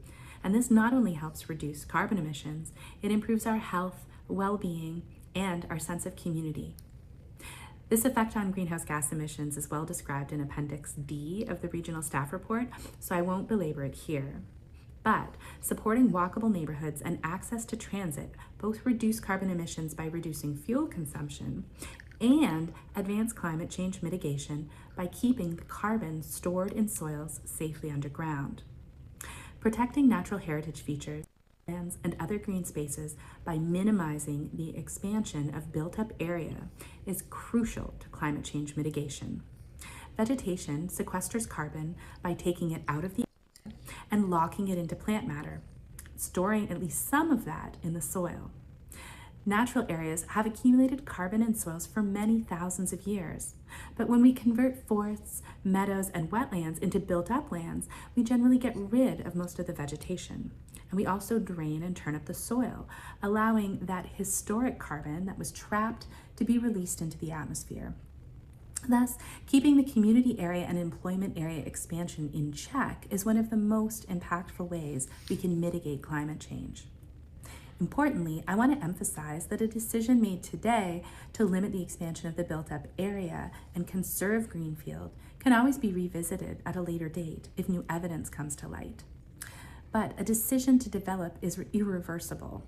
It really paints us into a corner when new knowledge about the extent and effects of climate change is developing at such a fast pace. The recommended approach to growth is both conservative and prudent in that way. Secondly, we have adaptation, and this is what it takes to keep our cities livable and lovable under a changing climate. We are already facing more storms, more floods, more heat waves. Things seem bad already this summer, but they're going to get worse. Planning for development based on yesterday's normal or even today's is not going to work. Minimizing urban expansion and integrating system-level conservation approaches are essential to protect the function of our green and blue urban spaces. Green spaces are things like meadows, forested lots, wooded trails, and creek sides. Blue spaces include our wetlands, our urban stormwater ponds, our creeks, and our vernal pools. Now, mixed density neighborhoods with canopy cover of at least 30% are best able to minimize the heat island effect, helping us survive contemporary and future heat waves. If you've ever stepped outside on your driveway in bare feet on a sunny summer day, then you won't be surprised that paved surfaces can be up to 50 degrees warmer than the air above them. And shading that helps prevent that heat trapping. But an urban canopy cover isn't the only thing we need to worry about. Blue spaces are also helping make it feel cooler on scorching hot days. So these green and blue spaces are not only mitigating against the heat island effect, they're also protecting from flood damage. For example, a 2017 study of flooding in southern Ontario concluded that if the wetlands in the watershed had been kept in their natural state instead of developed, the damage from a single flood event would have dropped by almost 40%, from about $125 million to under $85 million. So protecting these green and blue spaces by minimizing the expansion of built-up area and promoting mixed density 15-minute neighborhoods will also limit the amount of floodwater we receive and the cost of flood damage we bear.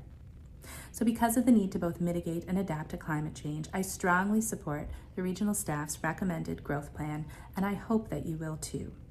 If you have any questions, I'm happy to address them via email. Thanks very much. Okay, so we thank Rebecca for that submission. And the next delegation is Elisa McClurg. And Elisa, go ahead. You have 3 minutes. Hi, my name is Elisa McClurg. I'm the coordinator for the community garden group KW Urban Harvester. And we work to transform urban spaces into anything sustainably edible. As hard as we work to produce food in urbanized spaces, we recognize that we need to have still our remaining green spaces to grow food, to clean the air that our green spaces purify, and replenish the water that our green spaces, which have not been stripped from aggregate, replenish.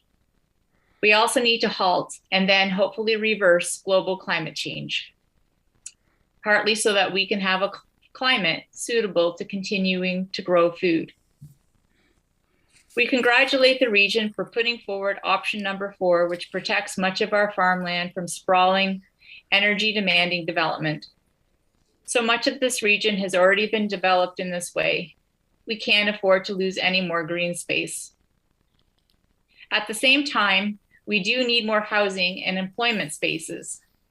Potentially, it sounds like could happen at an exponential rate, and spaces that are also suitable to those needing it, which means, for instance, not forcing families to live in high density 1 or 2 unit apartments, which is happening now.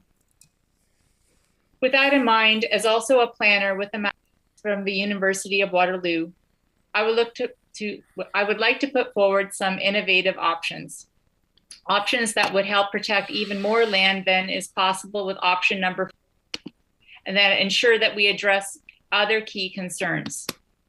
These include rescinding zoning and bylaws that deter homeowners from building add-ons onto their homes, eliminating bylaws that prevent homeowners from renting out units in their homes, which would make it easier for lower income individuals, including seniors, to earn income.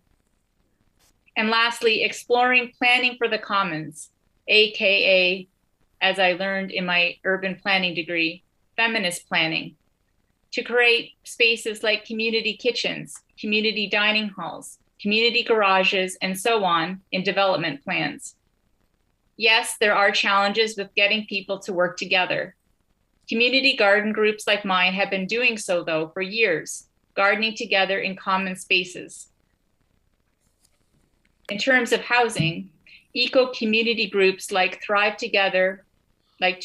Together in Bloomingdale have successfully created high-density eco-housing that includes common areas for the community. With this in mind, I would like to propose allowing more lower density housing to groups such as extended or blended families being willing to live in shared spaces, emphasizing the importance of creating spaces for that to happen. These options not only address the challenges discussed above, they can help spread out the profit from development more evenly through the community. By involving the entire community, they also hold the potential to rapidly provide housing spaces. Einstein is quoted as having said that if he had 1 hour to save the world, he would spend 55 minutes defining the problem and only 5 minutes finding the solution. The options that have been proposed largely seem to be coming out of looking at our problems through the same lens. I believe that we need to take time to revise our lens first and then come up with solutions. Thank you. Okay, thank you very much, Elisa. No questions. So we're going to circle back now to Mr. McLean. I believe he is in the waiting room or in his car. Go ahead, Ian. Well, thank you. Can you hear me? We can hear you. We did see you for a moment, but only hear you right now, and that's fine. Really a blessing for you. There you go. There we go. As long as you can see me here. Okay, well, thank you, Chair Galloway, Chair Redmond, regional councilors and staff. Good afternoon. Thank you for the opportunity to speak today. I am speaking on behalf of Greg Grosher and the Cambridge Chamber of Commerce, as well as myself and the Greater Kitchener-Waterloo Chamber of Commerce. Together, our organizations represent over 3,500 local employers, businesses, and community partners. I won't bury the lead. Our chambers, both of our chambers, do not support the report before council today. In our view, it's neither ready nor balanced, and I'm sure, like many of you, have not made it through the 700 plus pages of the report. Given the fact that this regional official plan is extended to 2051, we do believe that the proposed plan staff are asking for regional council to approve is not a sufficient reflection of the pending needs of the current and future residents and businesses of Waterloo region. By 2051, the region is forecasted to be 923,000 residents, up by nearly 325,000 people. Many would argue that we will reach that population sooner than 2051, and this plan does not adequately prepare us for that and beyond from either a residential nor an employment land opportunities perspective. The plan suggests that the vast majority of inbound residents will likely live in multi-family residential units, leaving the choice for families who want a low rise or a suburban feel left out of the equation. The region's official plan as presented would restrict the choice and decision for accommodations for these future inhabitants of Waterloo region. We need to ensure that this plan offers a real community of choice based on market demand for housing. And this can be done while respecting environmental concerns. In this process, independent land needs assessments have largely been ignored. Those in our region who have largely built the neighborhoods and multifamily accommodations have seemingly been left out of the conversation. And understandably, everyone has been challenged by the pandemic disruptions in this official plan process. Our two chambers, along with other business organizations, have been busy over the last 2 years, as many have with the pandemic, and have not had the opportunity or the time to adequately put our attention to this vital document. We realize that the region is on a timeline that the province has set, but forcing a vital decision like this would be a mistake when there is, in our view, no community consensus. This needs to be done and done right. Not necessarily on time, because given the concerns for many, that this plan is likely headed for the Ontario Land Tribunal. And we don't believe the Regional Council should accept a plan that will be amended and altered from a Toronto viewpoint. This is our official plan. Any proposal that has the possibility of a made in Toronto solution should be concerning, and we should send it back from input from those in the community who will be the ones building, at least considering the viewpoint of those that are building housing and development and building the businesses who will employ the future residents of our region. It is clear from the recommendations that the community most responsible for the implementation of this plan have not been fully engaged, and when they have, apparently not listened to. So the Chambers of Commerce, the development community, and many businesses in the region of Waterloo can endorse a plan that leaves on the table significant shortfalls for housing choice and employment lands that are essential to see our region grow by 325,000 residents. Let me be clear, neither chamber would suggest or support crossing a countryside line. In fact, none of the land needs assessment studies recommended encroachment on the countryside line.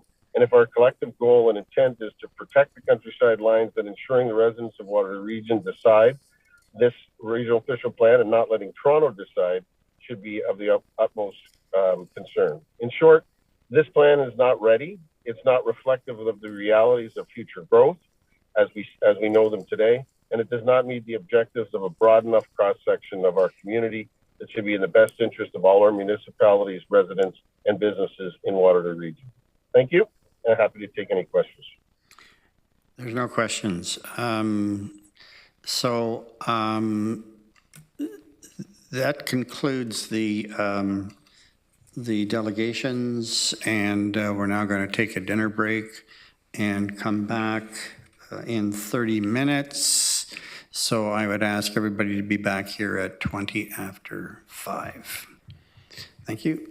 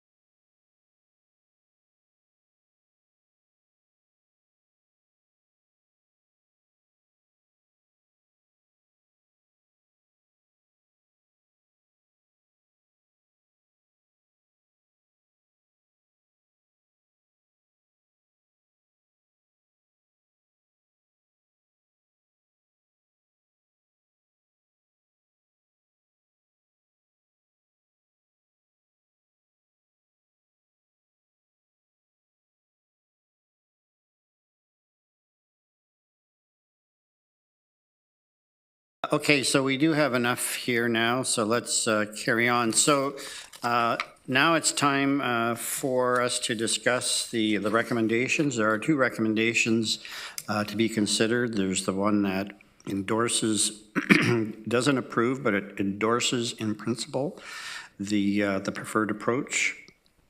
And then there's a second recommendation that has to do giving direction to staff to do a variety of things associated with the moving the program forward. So I would ask Mr. Regier to introduce the report, and then I'll look for a motion. Mr. Regier. Yeah, thank you, Chair Galloway. Yeah, so we've done a lot of work on this. Had a lot of community conversation.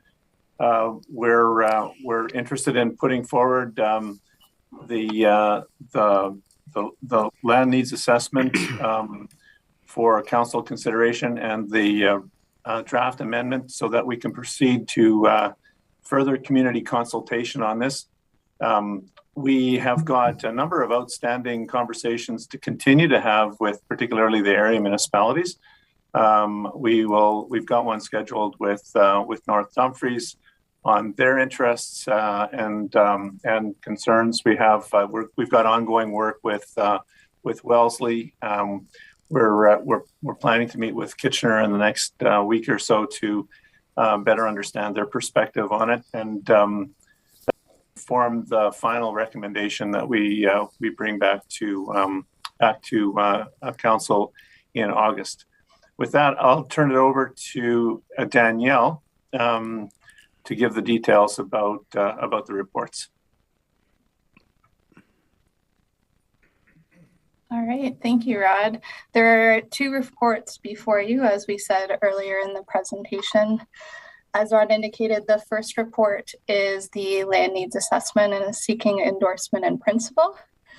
And essentially to then go into the second report where there is a draft amendment with the growth focused policies.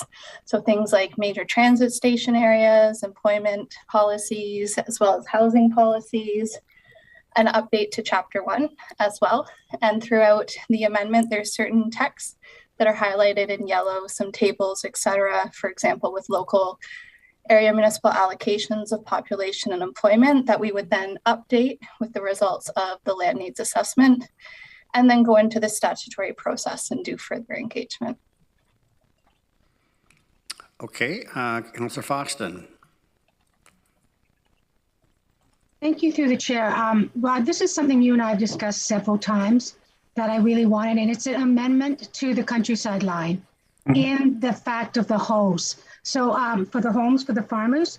So I was sitting with a group of farmers and they said the only houses available are the deserted farmhouses. There's a ton of deserted farmhouses in Waterloo region because of the wording of the countryside line.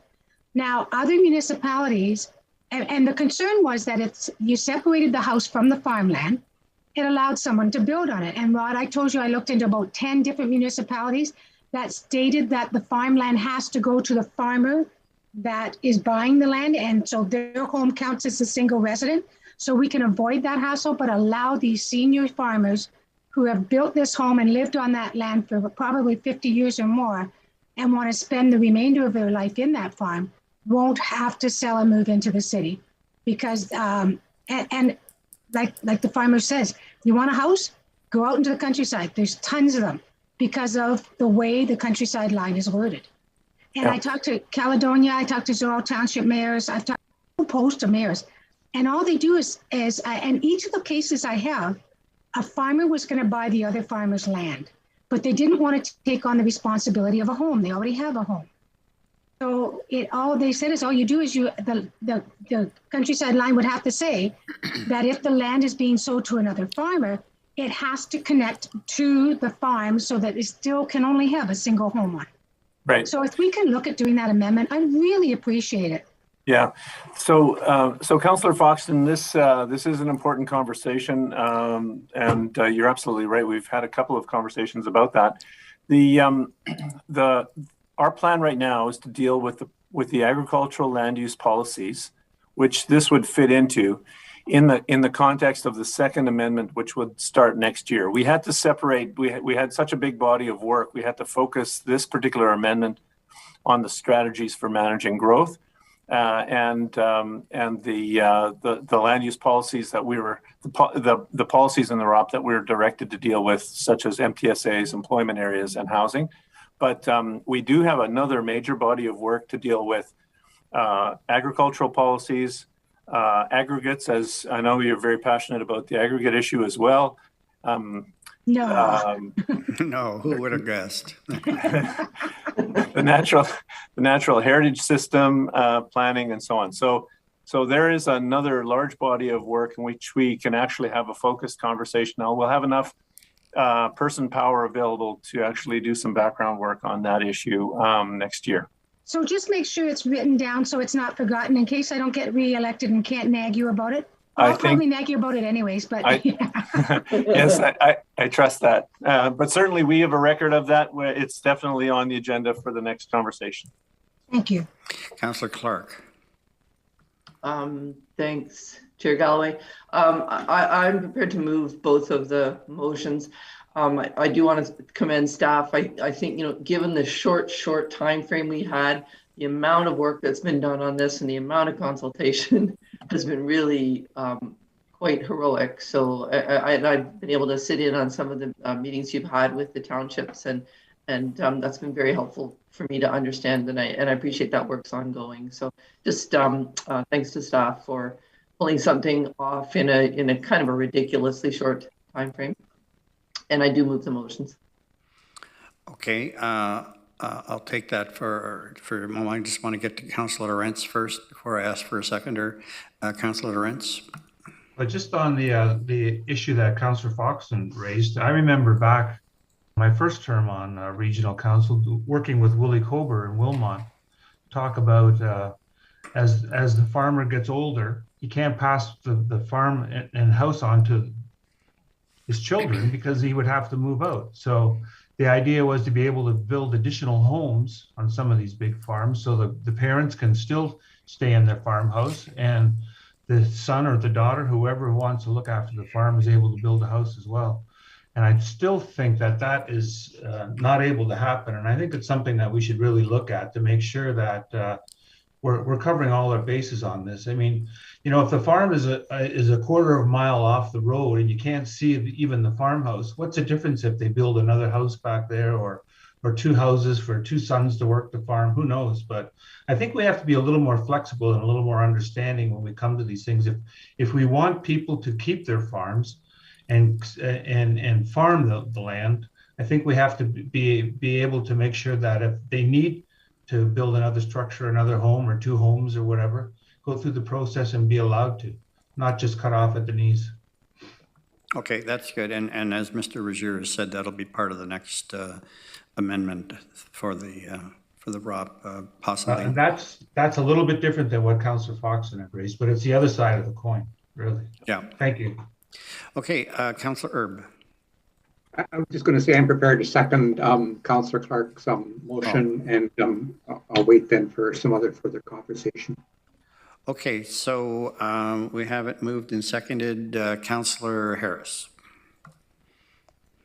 All right, we're just dealing with the first one. I'll deal with the second motion separately. So the first motion would be to endorse the staff report. That's correct. And the second one is remind us. The second one is direct staff to update the draft ROP amendment to reflect council's decision, and direct staff to engage the community and stakeholders to obtain feedback. It's just kind of a go forward stuff. The key motion is the first one, where we would be endorsing in principle the approach that staff are recommending. Yeah.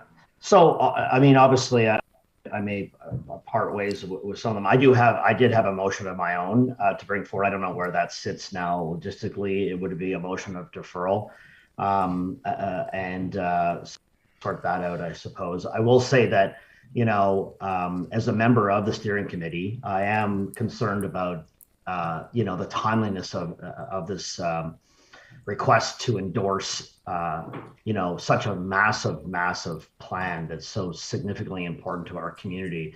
We literally received the package of information, some 700 pages plus, Thursday evening. We're now Wednesday, I suppose. And I know from delegates that had commented, there are many that were not able to be here. I think that even council was perhaps under the understanding that this would be for information only meeting, and that there would be a future opportunity for council to discuss the details. I will say to you right from the get-go that this process is being rushed, and I believe that this process is designed for a rushed outcome, desired frankly by the region. It's a process sequencing that is far from ideal from, I know, many of the area municipalities' perspective. I had the opportunity to review many of the lower tier council packages, including their resolutions that were passed by those lower tier municipalities. I know that the package that was presented to us didn't even mention, I think, the city of Kitchener's call for a reference to more housing supply to meet the growing needs of our community. I would echo and hope that council has heard strongly from our local Chamber of Commerce representative. Ian McLean very sternly talked about the fact that this process was being rushed. And I believe it's being driven by not good planning, but by tight timing. I mean, we've literally already missed the deadline and timeline that the province has set out.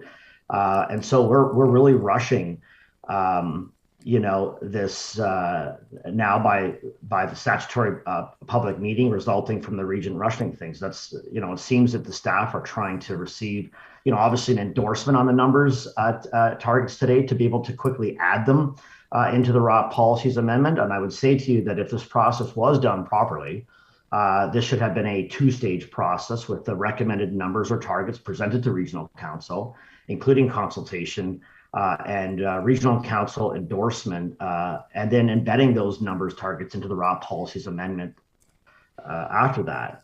Rushing it through for the sake of meeting a deadline that, again, we've already missed has really the only potential and result of a bad outcome that will likely be appealed to LPAT by the minister. I know Ian talked about the potential for this to be a Toronto-based decision, and I think that the rushness of today's decision, with information coming out just last week, 700 pages, it hasn't given the community an opportunity to properly provide feedback, and it hasn't allowed for council to digest the information. I mean, we were steering down a potential option 2 more recently, and that's changed since Thursday, or it has changed then after Thursday. So I'll throw that motion of deferral out to allow for more time for council to properly consult. I guess I'd ask this question of staff. I mean, I hear that this endorsement has to be made for the statutory meeting. I'm not sure if that's entirely correct. Councillor Harris, if I could just stop you for a moment. Okay. You're making the motion to defer. I need to see if there's if somebody wishes to second that, then we can proceed further. Obviously, that'll take precedence, and and then staff can respond to questions associated with the motion to defer. Is there someone to second the motion? Councillor Foxton. Okay. Okay, go ahead, Councillor Harris, and we can get staff. Well, I mean, I've pretty much laid it out, obviously.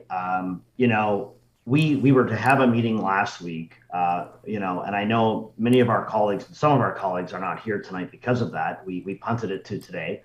And so I guess my question would be, why the endorsement today? And I get that we can allow for tweaking, but it really, when those numbers go in, they're going to be locked in. And I just feel, again, that the information that we've received just recently, we've not had the proper opportunity to consult with the public. And so therefore, my question is, with the statutory meeting, why is it critical, or is it critical that we have an endorsement for that meeting, or is it not actually required? Okay, and that's a good question, and I'm going to ask Mr. Rozier to respond to that, and then Mr. Schelling as well, to the extent that he can provide a legal perspective on the process. So, Mr. Rozier? Yeah, thank you. Through you, Chair Galloway, the chief benefit of having an endorsement in principle of the LNA and the growth of the preferred approach to managing growth is to make sure that we have a clear option on the table with the community for public consultation. It's a matter of making sure that the community understands what it is that we are proposing, and that that we have a proposed work path forward that is going for a final discussion and final input from the community.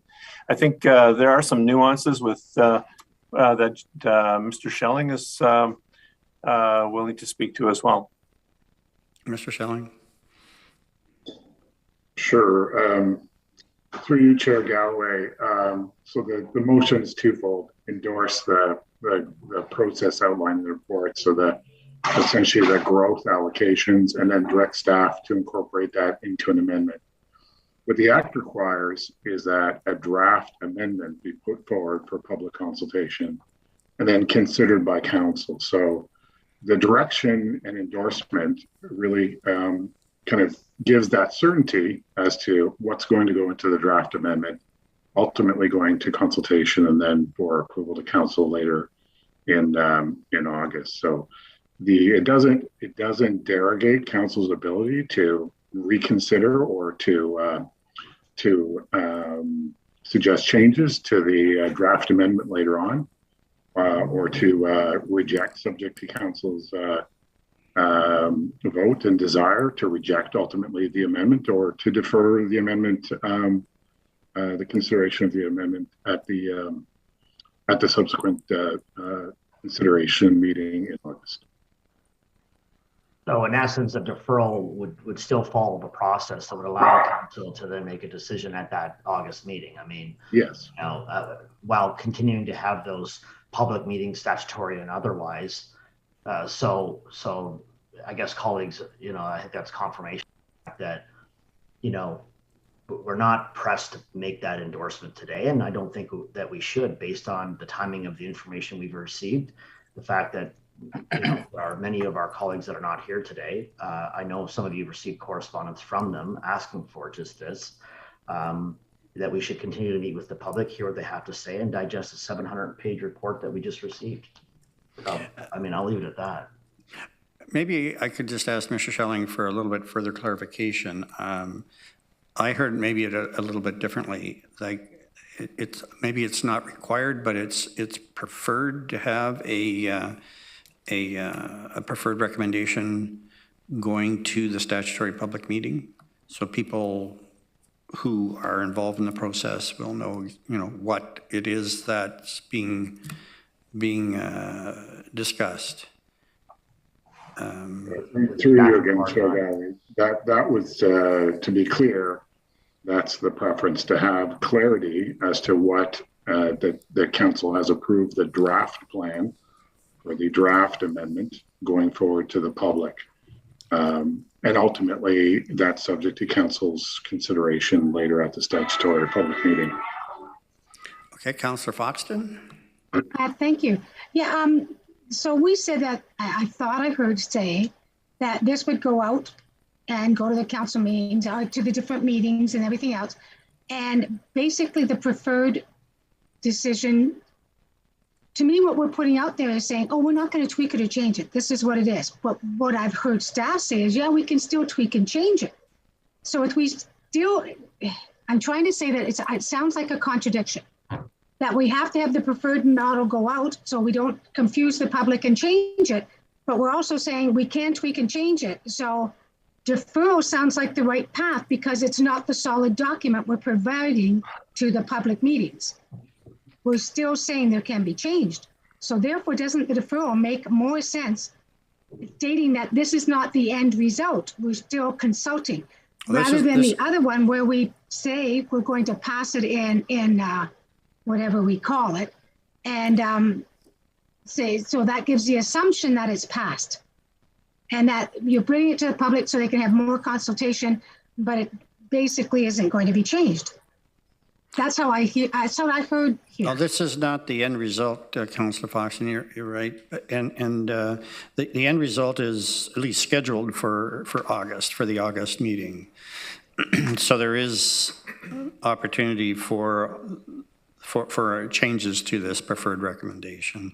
And as you can see on the schedule, it's not up right now. There's a whole variety of public consultation that takes place until we get to August. Councillor Clark. Thanks, Chair Galloway. I don't really see this as much different from any other public consultation we do, as we did with the route for stage 2 of the ION. We present something as a preferred or recommended, so that people have something to react to. We're not just sort of putting something really vague out there that doesn't have any content. So, that's why I'm quite comfortable with this. And maybe I'm misunderstanding how this is going to work, but that's really how I'm understanding this. Councillor Armstrong. Yes, I mean, from what I heard from Mr. Schelling is that, we can still do a deferral on August the 18th if we see fit. That's correct. Is that correct, Mr. Schelling? Yes, that's correct, Councillor Armstrong. Okay. I just want to say, I'm with what's being presented, and having dealt with staff who have, expressed their acceptance of what's being presented at this time, even though they, up until probably 3 or 4 days ago, they were not happy. And and I agree with Councillor Harris that the process has been terribly flawed. Up until probably a month or so ago, we were hearing that staff were listening to us, but unfortunately, the way things were coming across, it didn't appear that they were hearing what we're saying. And things have happened since that time that has changed that. So I'm pleased that staff started hearing what we're saying.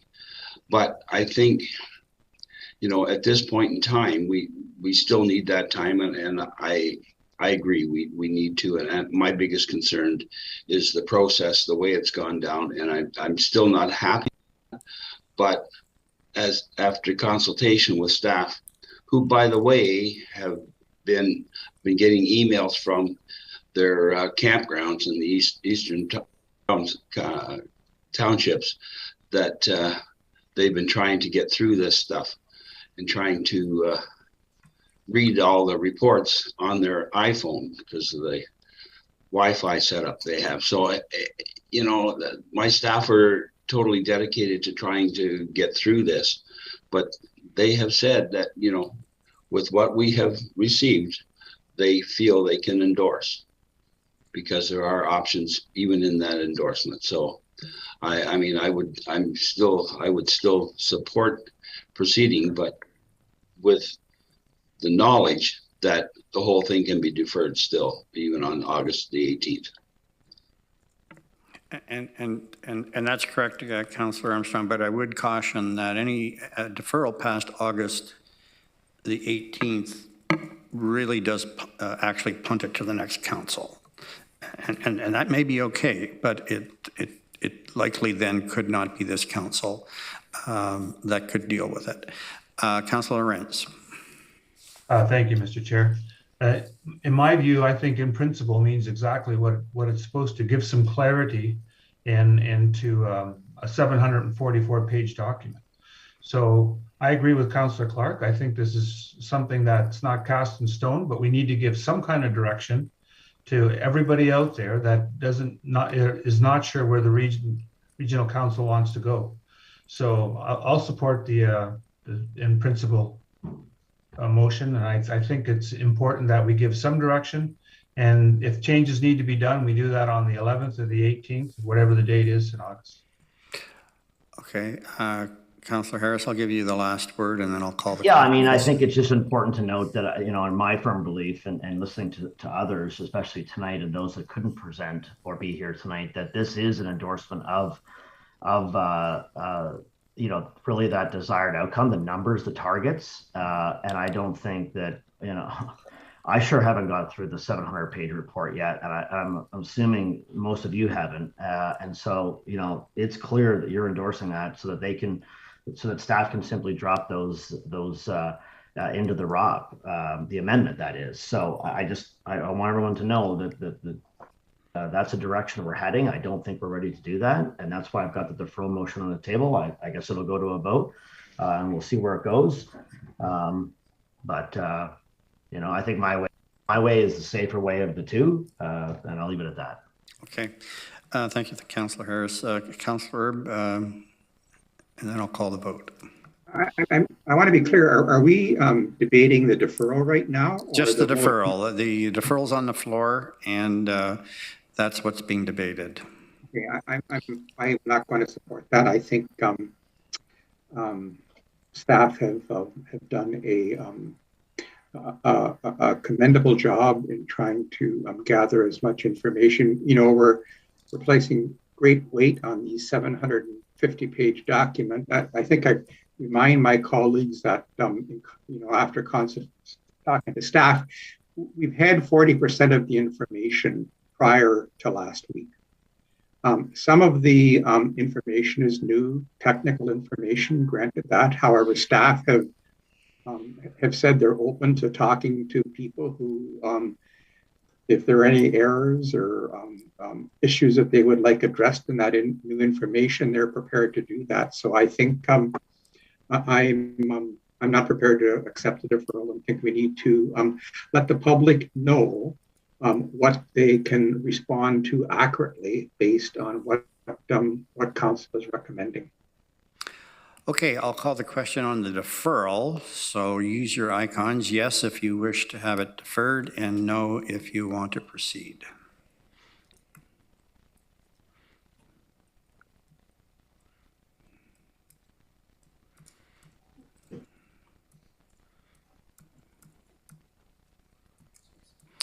Okay, that is defeated. So then the main motion, or the original motion, and again, we're just dealing with the first of the two motions that's moved by Councillor Clark and seconded by Councillor Erb. Is there any further discussion on the recommendation?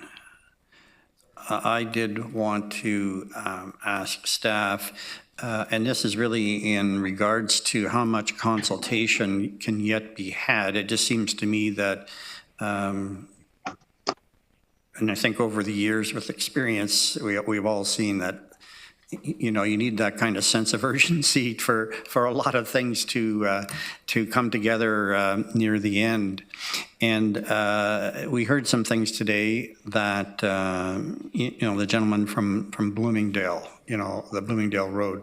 I just want to be assured that some of those things are going to be addressed. I mean, it may not be possible to comply, but that individual is going to get some kind of a response from either the township or the region or both. And there may be a few of those that came up during today's consultation meeting.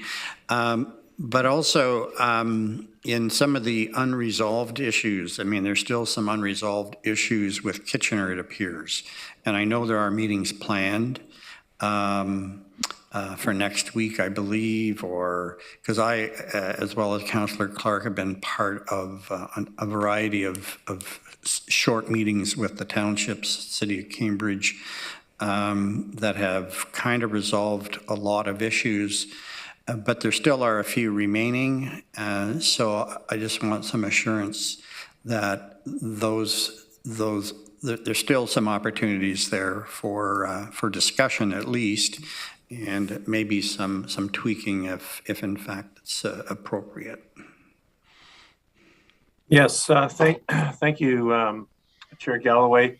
I might ask staff, with your permission, to put up the consultation schedule one more time. Yeah, that would be a good thing. Just so we can all take a look at it now that we have an idea of the practical nature of the conversation. But I would say that certainly we do have meetings scheduled with we're working to get them as soon as possible with the City of Kitchener. And we've had extensive conversations with the other area municipalities. We're continuing to be available for conversations with the industry, with the development industry. Certainly, the public. We've got an extensive process of public engagement over the month of July, including our online fora. But you can see here that we'll go straight into virtual and in-person public information meetings through the first half of July.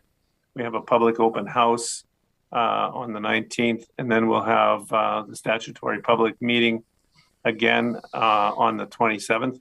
We do have a number of specific things like that we've discussed with, for example, mostly tweaks to the amendment, so that not with regard to the LNA, but we have conversation going on with North Dumfries with regard to the development, the way that we refer to the development priority for Southwest Air. We have got another conversation underway with Wellesley with regard to the process for solidifying the mapping in Wellesley. And because it may, it involves potentially the countryside line and some sort of rationalization process. So those meetings are, carrying on at basically full speed ahead. And so what we would anticipate bringing to council in the final decision or the final report in the beginning of August is a list of the minor adjustments that have been made to the amendment as a result of the input that we've received and the discussions that have taken place over the course of July. Okay, thank you. Councillor Foxton. Thank you, and through you, Chair. So are council supposed to attend these meetings? Some of the, through you, Chair Galloway, some of them, the councillors would be more than welcome to attend. Some of them may be of really purely a technical and process matter, or and it wouldn't necessarily be necessary. It'd be important for a councillor or mayor to attend. But we're open to all those suggestions. We have met with the mayors and in most of these. If you just let us know which ones that would be beneficial for the council, because I put them all on my date, all on my calendars, because I didn't know which ones I should attend or shouldn't attend. I see. Right. Oh, you're referring to the scheduled meetings. Yeah. Yes. Of course. We'll send out we'll send out some suggestions for sure. Thank you. Yeah. Okay. I'll call the question then. Moved by Councillor Clark, seconded by Councillor Erb. This is the first recommendation, the endorsement. If you would now vote. Can we get a recorded vote on that then? Recorded vote. So just, you can leave your icons off. Be a verbal recorded vote. I'm good. Okay. Chair Redmond. In favor. Councillor Clark. Councillor Laurent. In favor. Councillor Jowett. Favor. Councillor Erb. In favor. Councillor McGarry. In favor. Councillor Armstrong. In favor. Councillor Harris. Opposed. Councillor Strickland. In favor. Councillor Foxton. In favor. And Councillor Galloway. In favor. It's carried. That's carried. So then on the second motion, I believe Councillor Clark, you were moving that as well. Is that correct? Yes. And Councillor Erb, you're seconding that as well? Okay. So the second recommendation, do you all have it in front of you? It's kind of a housekeeping one. I'll read it then. That the Regional Municipality of Waterloo take the following actions with respect to the proposed draft amendment to the Regional Official Plan described in the report dated June 29. Direct staff to update the draft ROP amendment to reflect Council's decision regarding the findings and recommended approach to growth set out in the Regional Land Needs Assessment described in the report, and direct staff to engage the community and stakeholders to obtain feedback on the updated draft ROP amendment and schedule a statutory open house and public meeting on July 19th and 27th, 2022, respectively. So that's any discussion on that? If not, then proceed to vote with your icons. And that's carried. Well, thank you, committee. And I do want to direct your attention as well to a variety of correspondence that was sent in on this particular matter. And any additional correspondence that's received after this meeting will of course, will be included in the July 27th meeting agenda. And I want to thank all the residents and developers and everyone who has participated to this point in time in a really significant process, which of course we're not yet concluded. And of course there will be a variety of opportunity for further engagement on this particular matter and working towards the special council meeting on August the 18th, 2022. I'll now have a motion to adjourn. Councillor Foxton, Councillor Armstrong, if you would use your icons. Yeah, and don't go anywhere because we now have a special council meeting. And that is carried. So it will 2 minutes to switch over, and Chair Redmond will preside over the